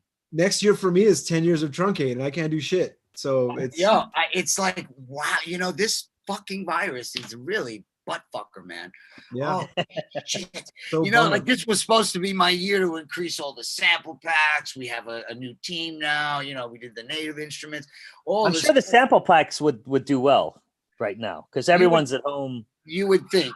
making music. It's better than anything else, but now a lot of people are trying to make them. The market's a bit flooded, and here's the thing, you know, people don't have money, so the way forward is the Loop Cloud, which I'm very proud to be exclusively part of, and it's kind of like I can compare it to Splice, but I can't because Splice, no offense, sucks, and I don't get paid to say this, but Loop Cloud, you got like VSTs, you have all these amazing samples. It works right in Ableton, fucking Logic, whatever. It's like having a plugin with 2 fucking million fucking samples and all kinds of shit. And it's really the future of making music, because you think about it, like a lot of kids don't have the money, so they're not really buying a full pack. They think, oh wow, I can get the drums and buy it individually or be part of a subscription model. So there is a big change going. I don't see the packs not selling as full because they're really valued for money and they automatically go on your accounts anyway. So if you buy one, you have access to it in the DAW in that workflow. But yeah, I think it's really, really great. I'm really, you know, it's kind of like stop making records and doing MP3s. You know, I already been through that. So instead of waiting for it to happen, I've just increased the amount of little projects we can do. You know, I dig it, man, getting down with the music bits and seeing what somebody else can do with it. And, you know, sometimes we have great samples, lo-fi samples, you know, I love it. I get off on it. It's like, oh my God, every week I got it's like a new thing, you know? Yeah. Lenny, do you keep in touch with Arthur Baker? Like, do you guys get together, have dinner and reminisce about? No, I haven't seen Arthur in a while. I think he's living in London. He's in Miami, and maybe now he's London back in Miami. Yeah, like he's never in New York. I see them when he does come in, if he has time, for sure. John Roby every once in a while. So yeah, I never get to see some of the other guys, like, you know, the European guys that I used to do stuff with, you know, that I don't see. You know, a lot of the guys now, they're getting a little old. I gotta tell you, last year I was with Tony Humphries and I don't know, a couple of the other guys, and we were at this DJ reunion that they do every year out in Coney Island over here. And we were just talking. I was like, holy shit, what battle scars, you know, that guy. Yeah, he playing at Zanzibar. Oh my God. That was insane. That was insane. I never got to see him play in there, but the stories are legendary. You know, he used to DJ on the radio, so it was a very similar style mix. And yeah, man, I used to love him. So getting drunk with him is pretty good too. Wow. Oh, Tigger, while we have you on, how's it going with your podcast? Who's coming up? Yeah, I don't know if you guys have heard Tigger's podcast, but it's really, really educational and entertaining at the same time. Oh, and you're wow. you're an amazing, you know. Thank you. speaker. Thanks. Interviewer. Yeah, it's good. I mean, I'm starting to stockpile some episodes, and I have some good ones coming up. right on. Who's coming up? Well, I mean, I can't really say Yeah. I'm moving a little bit away from DJs into more musicians, and they're not different, but you know what I mean? Like I want to get into, I guess, just different kinds of thinkers, different kinds of artists. I want the conversations to get a little bit broader, which is just how I feel like in general now. But it's going great. I mean, I think I told you this last time we spoke, like, it's very hard for me to be honest when people ask me how I'm doing, because I'm so happy. Yeah. So I don't like to. I thought we weren't going to talk about that. Well, it's this constant balancing act between knowing that on a lot of levels there's so much difficulty and it's hard.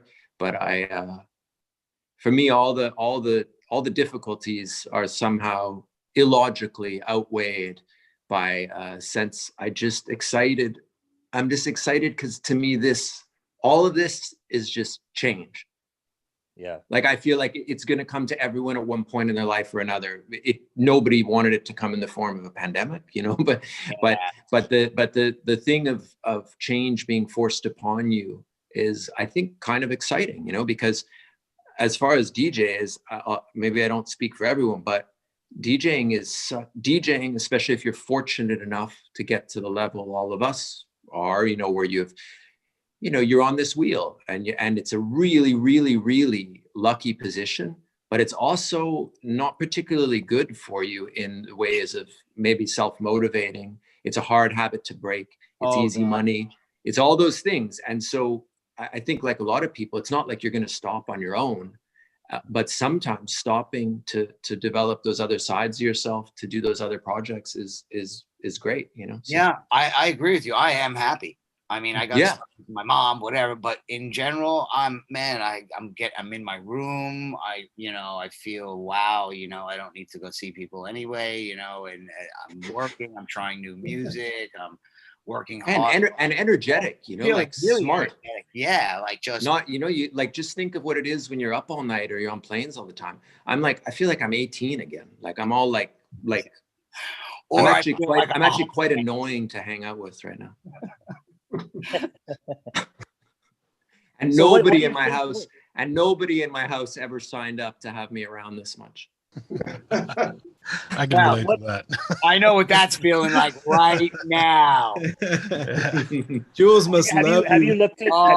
There's so much love in the air, Dave. I have to tell you. You open the door and it's like roses are everywhere. Tigga, have you and you, Lenny, have you looked into the crystal ball? I mean, what is this change going to, you know, what is it going to look like when we come out the other side of this? Wow. Or does it not matter right now because you're too busy living in the present, you know, and too happy? I don't think there's much we can do except go with the punches. Yeah. Try to find opportunities to still be heard as an artist and yet find the balanced line to make some income streams while it goes.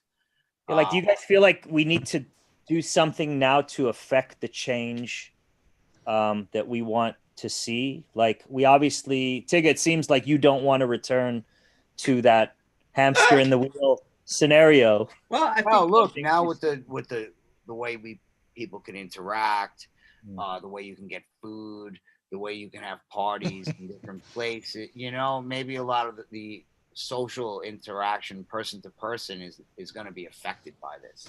And when does everybody feel comfortable enough to come back into those situations again, where you're at a big party? I don't know. I think it's just, it's going to be, it's a very personal thing. Sorry. You know, I think the young guys are going to hit the hardest. Because when the parties do start, the party companies gonna know what that guy was before. So the first few parties might be like, all right, let me get everybody I haven't had them. I'm gonna make the biggest party ever with every fucking DJ, blah blah blah. You know, so they're not gonna pull from those younger guys right off the bat. So I think a lot of the bigger guys, all you guys that work, will get a lot of work right in the beginning, because it's like, hey, starting from fresh. But you know, I don't know. I don't know about that. I don't know what it's going to be like. I don't necessarily agree with that, because I think what's obviously, like, the top guys are always gonna. Yeah, that's what I'm yeah, saying. It's like there's a top level that is super expensive but super guaranteed. Yeah, and they're always gonna be there. But I also think that the working DJs, you know, you're in a different position. You know, look, there's nothing you can do. Absolutely nothing. The chips are going to fall where they may. And I think if you're constantly making music and constantly, you know, doing stuff to have people come to you, you know, you just got to stay alive and keep relevant. Wear a mask. But Ali, I think it's just a personal thing. I think really what it comes down to is, if you strip back when we all had our moment, like where we decided we were going to do this for our life. That's why I wanted to say hi to Lenny, because, like, you know, those guys and that scene, that's what lit the fire that's it. I wanted to do this for my whole life. You know, that's how exciting it was. It's like a reaction. You know? My success is I figured out a way to do what I love and make money out of it. So I think just that alone you know, I realized after getting screwed and selling like over fucking 2 million records and getting fucking such a small piece of it, that I have to figure out how to do what I need to do and how do I understand how to keep going. And I managed to do it. I said, okay, we got music, it's digital, let's go there. Or, you know, it's just a matter of doing it and knowing when to do something and when not to do it. Right now, I'm thinking, okay, I got samples, I'm doing shit tons of music, getting my name out there, whether people know it's or not, you know, just keeping busy. And you guys could, you know, apply it to everywhere and just be out there. You know, I don't know how to make money at it, but that's all I know how to do. So I'm doing the samples and the releases, and, you know, the streaming seems to be going great, you know. But Bigger, do you want to finish your? not your like, hey, I'm Yeah. gonna go fucking buy a BMW, but I don't know. It's just take it day by day. Yeah. Well, You know? yeah. What I was gonna say was, I think what it is I think like we all have a real like desire that came way before the business or the touring or whatever. Oh, And totally. we all have something that we, you know, whether that's like the thrill of making something in studio or writing a great song or whatever it is. And I think for me now, it's just a personal thing where everyone's, if you can find that in a different area, Yeah, definitely. then the That's the gigs passion just simply, you it's take. not so important anymore. You know, not so important, but it's just, it's not such a dominant central part of your life. Obviously, it always has that position because the numbers are inflated. But if you can kind of step away from that, then it's really just a question of Yeah. finding the same thrill or the same inspiration in anything. It could be, it really doesn't matter if you're making tracks or doing a podcast, or because also the thing is we change as people, right? Like it's illogical. It doesn't make sense that we're still that being at an amazing party and everyone freaking out, that still has to be the central fuel, right? That wouldn't even make sense, because you know it's not going to be the central fuel when you're 70. So in that sense, maybe it's better to make a big transition when you're still relatively young, you know? Yeah. Well, I deal with age. I just think you got to stick and move. I've never had another job since 17, and I'm 52. No, me neither. Me neither. So I will say one now other you thing, know how you Ali, I got learned there. one thing. Now it's about this navigating through what's happening, which is kind of unfair to everybody at this point, because it's really a fucking ball breaker to have it like this. You know what I mean? It's like it's a lot I think of also, Ali, I learned one thing. I like seeing how everyone reacts to this stuff differently. And is through, hello, I'm coming in 1 second. My last thing. I've started to see everybody I talk to, whether it's a podcast or friends, you know, you have lots of conversations. And I've come up with like a pretty simple litmus test, right? It's like the people, you're stuck in an elevator and like you're going out of your mind. You're crazy stressed because you're stuck in an elevator. And that's a personality type. And there's other people who are stuck in an elevator and they sit down and they chill because it's completely out of their control. And I think there's a little bit of that happening right now. Like it's fundamentally really out of our control what happens with the parties and the governments and the things. So it's like, I found that it's almost like that's an opportunity to be like, hey, I can't do anything about it, so I can really just channel energy into other areas. You know? I know exactly what you're saying. The thing that I always feel like is the flip side to that argument is, for instance, what Matt experienced last week when he did his party with the Elsa guys, in which like they are trying to find a way forward, as opposed to just kind of sitting idly by and seeing and letting the chips fall where they may, and then kind of picking up the pieces and moving on. You know, Well, that's amazing. I mean, look, maybe those people should do those parties again where they have a DJ and it's in a silent room and everybody has headphones and you can sit. That's a second joint, Lenny? No, that's a cigarette. You could separate everybody and they hear the sets in headphones. They used to do that for ambient music. It's like silent disco. Silent disco. Yeah. They call it silent disco, and you can get everybody 6 feet apart, and you hear the sound. You know what I mean? Make it really party like instead of a party, it'll be a party. You're sitting. I think I can relate. I can relate what. I think I can relate to what Tigo was saying, except my problem is that I can sit and be chill in the elevator because it's out of my control, but I'm starting to get hungry, and I think I gotta I gotta take a big piss, man, and it's starting to get a little bit tense here. I think we could spin off into another hour of the analogies and the metaphors or whatever. Yeah. But Tinga, thanks for coming on. Finally, at the end of the Tinga, thanks for coming on. And no problem. Thanks, Wayne, buddy. yeah. Good to see Lenny, you. you It was are awesome to see you take Very well. That's great. Bye, guys. Thanks. Bye. Thanks. Take care.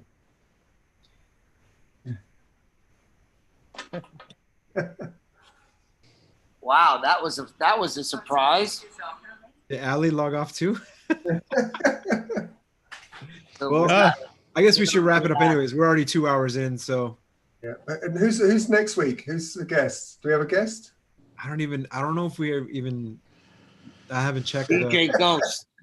He'll appear when he appears. we need you back on the show though, Lenny. I think we need part 2. Yeah, That was a pleasure to have you, man. we actually we're trying to get Frankie on at some point as well. Oh, he would be interesting to have. Yeah, it would be good to have him. You know, everyone thinks I'm crazy. Wow. You know, crazy people stick together. Yeah, For sure. Well, honestly, I got to say, man, it's so good to have you on the show because what you've done has been such a huge influence Oh, on thank you, us Mo. and what we do. I mean, like, man, when I first started going to raves and watching you play, it's just like it changed my life. So it's Man, thank you. it's incredible to have I you. take that as a big yeah, dude. thank you, baby. Yeah, for sure, No, man. but you know, but it's you get it. You know, you have a feeling. You have something in here and you want to put it in there, and you know that dedication to making rhythms and grooves and music, and it's like a drug, dude. Hey, You know Lenny. what I mean? So I was like, wow, I get to get my energy out by playing it. It was like, man, what a blessing that was. You know, I was like, There's a fan who is in the comments section who's been asking the same question over and over and over again. He's been dying me to ask you, so I just wanted to pass it on to you. He said since it was asking if you remember playing at a rave way out in the Hamptons, January 1997, a fiasco where the New York City spot was lost, and it ended up being amazing. I don't know if that makes any sense to you, but he really wanted me to ask you that. oh, I don't think I remember. Okay, fair enough. There's your answer, dude. I have to say, if it happened, I have a lot of battle scars, and that would be one of them. I mean, I've played. I tell you, I try to calculate it. It's way over 2,000 gigs. Wow. That's That's a amazing. lot. And I was on Discogs, and man, I could maybe reach 1,000 records if I keep pushing. Wow. I couldn't believe it. I look at the discography. I said, "Come on, it can't be that." But I realized how many different records I've been on, and in some way or another, Yeah. not producing everyone. But yeah, I don't know. I feel like this virus has set my creative buzz a bit more. I'm not like working on X amount of time with the samples and the label, then X amount of time getting my DJing, and then about that much time making fucking music in between. Now it's like, wow, that gap feels really great. I'm gonna be doing a lot more interesting projects. I've been working on some metal music, some poppy Keep pushing, stuff, man. remixes. Yeah, I said fuck it. And I've been making more techno, trying to anyway. Good. I want to make this clean. I got the SSL now, so I'm pretty much making the techno tracks just to have fun with that. Really. And I go, woo, tweaky. It's how clean I can get it. That's what I like about you, Lenny. You just you do everything, man. You're just like, fuck it, I'll make everything. I don't care. Finish the Seriously. Schraub remix. But man, you got to hear that thing. It's like it's a little dirtier, but it's really That's man. awesome, man. And I mean, after all these years to still, see you just like hustling and it's the same with we had Carl Cox last weekend. Was it 1 week or 2 weeks ago? 2 weeks ago, yeah. 2 weeks ago. Oh, I missed it. I was at my parents' house. But talking to him, same man. It's like he's been DJing since like the '80s, and he's like still so enthusiastic. It's like, dang, man, it's amazing, you know. Yeah, I mean, I'm from the '80s too, really. You know, it is. That was a great time. It was like MIDI was really just kicking off. You know, pop music was my electronic and this, and just to DJ and be, you know what I mean? I don't know. I have that energy from that period of time. It was such, you know, to get to playing electronic music from then until the 90s, it was a big challenge. You had to really love it or you were out, you know what I mean? So I think Carl, me, a few of the guys, the older guys, they have that same, I don't know. It just seems like the kudos at that particular time, you know. All my older friends, they're still, from that time, they're still DJing out here. I mean, the bars maybe are closed, but these guys are, you know, ain't spring chickens. Yeah. You know? So I think once you get the bug, you know what I'm talking about, right? Once you get that bug, totally, there's man. no way that you're gonna get rid of it. You know, shit, you could be in a cardboard box as long as you got that keyboard in front of you. It's okay. You know, I mean, it's like a drug addiction, but it's just and DJing is like the final high, you know. Yeah. Like the whoa, yeah, and you get to play it and see it up. You know, I'm you know, all you guys are seeing it here and all this and going all over the world too. And it's like, you know, once you get on the train, it's tough to get off. That's why I know it's bad for the virus now. It kind of stopped. I mean, I don't know. It's just the weirdest thing I've ever seen in my life. You know, like you could, like if we were talking last year, this would be a bad joke. Yeah. Right. Absolutely. It would be, you know, it's like fucking hell. It's like from one month to the next, I'm DJing. I got lots of gigs. All of a sudden, boop. Everything dead. Okay. Yeah. It's over.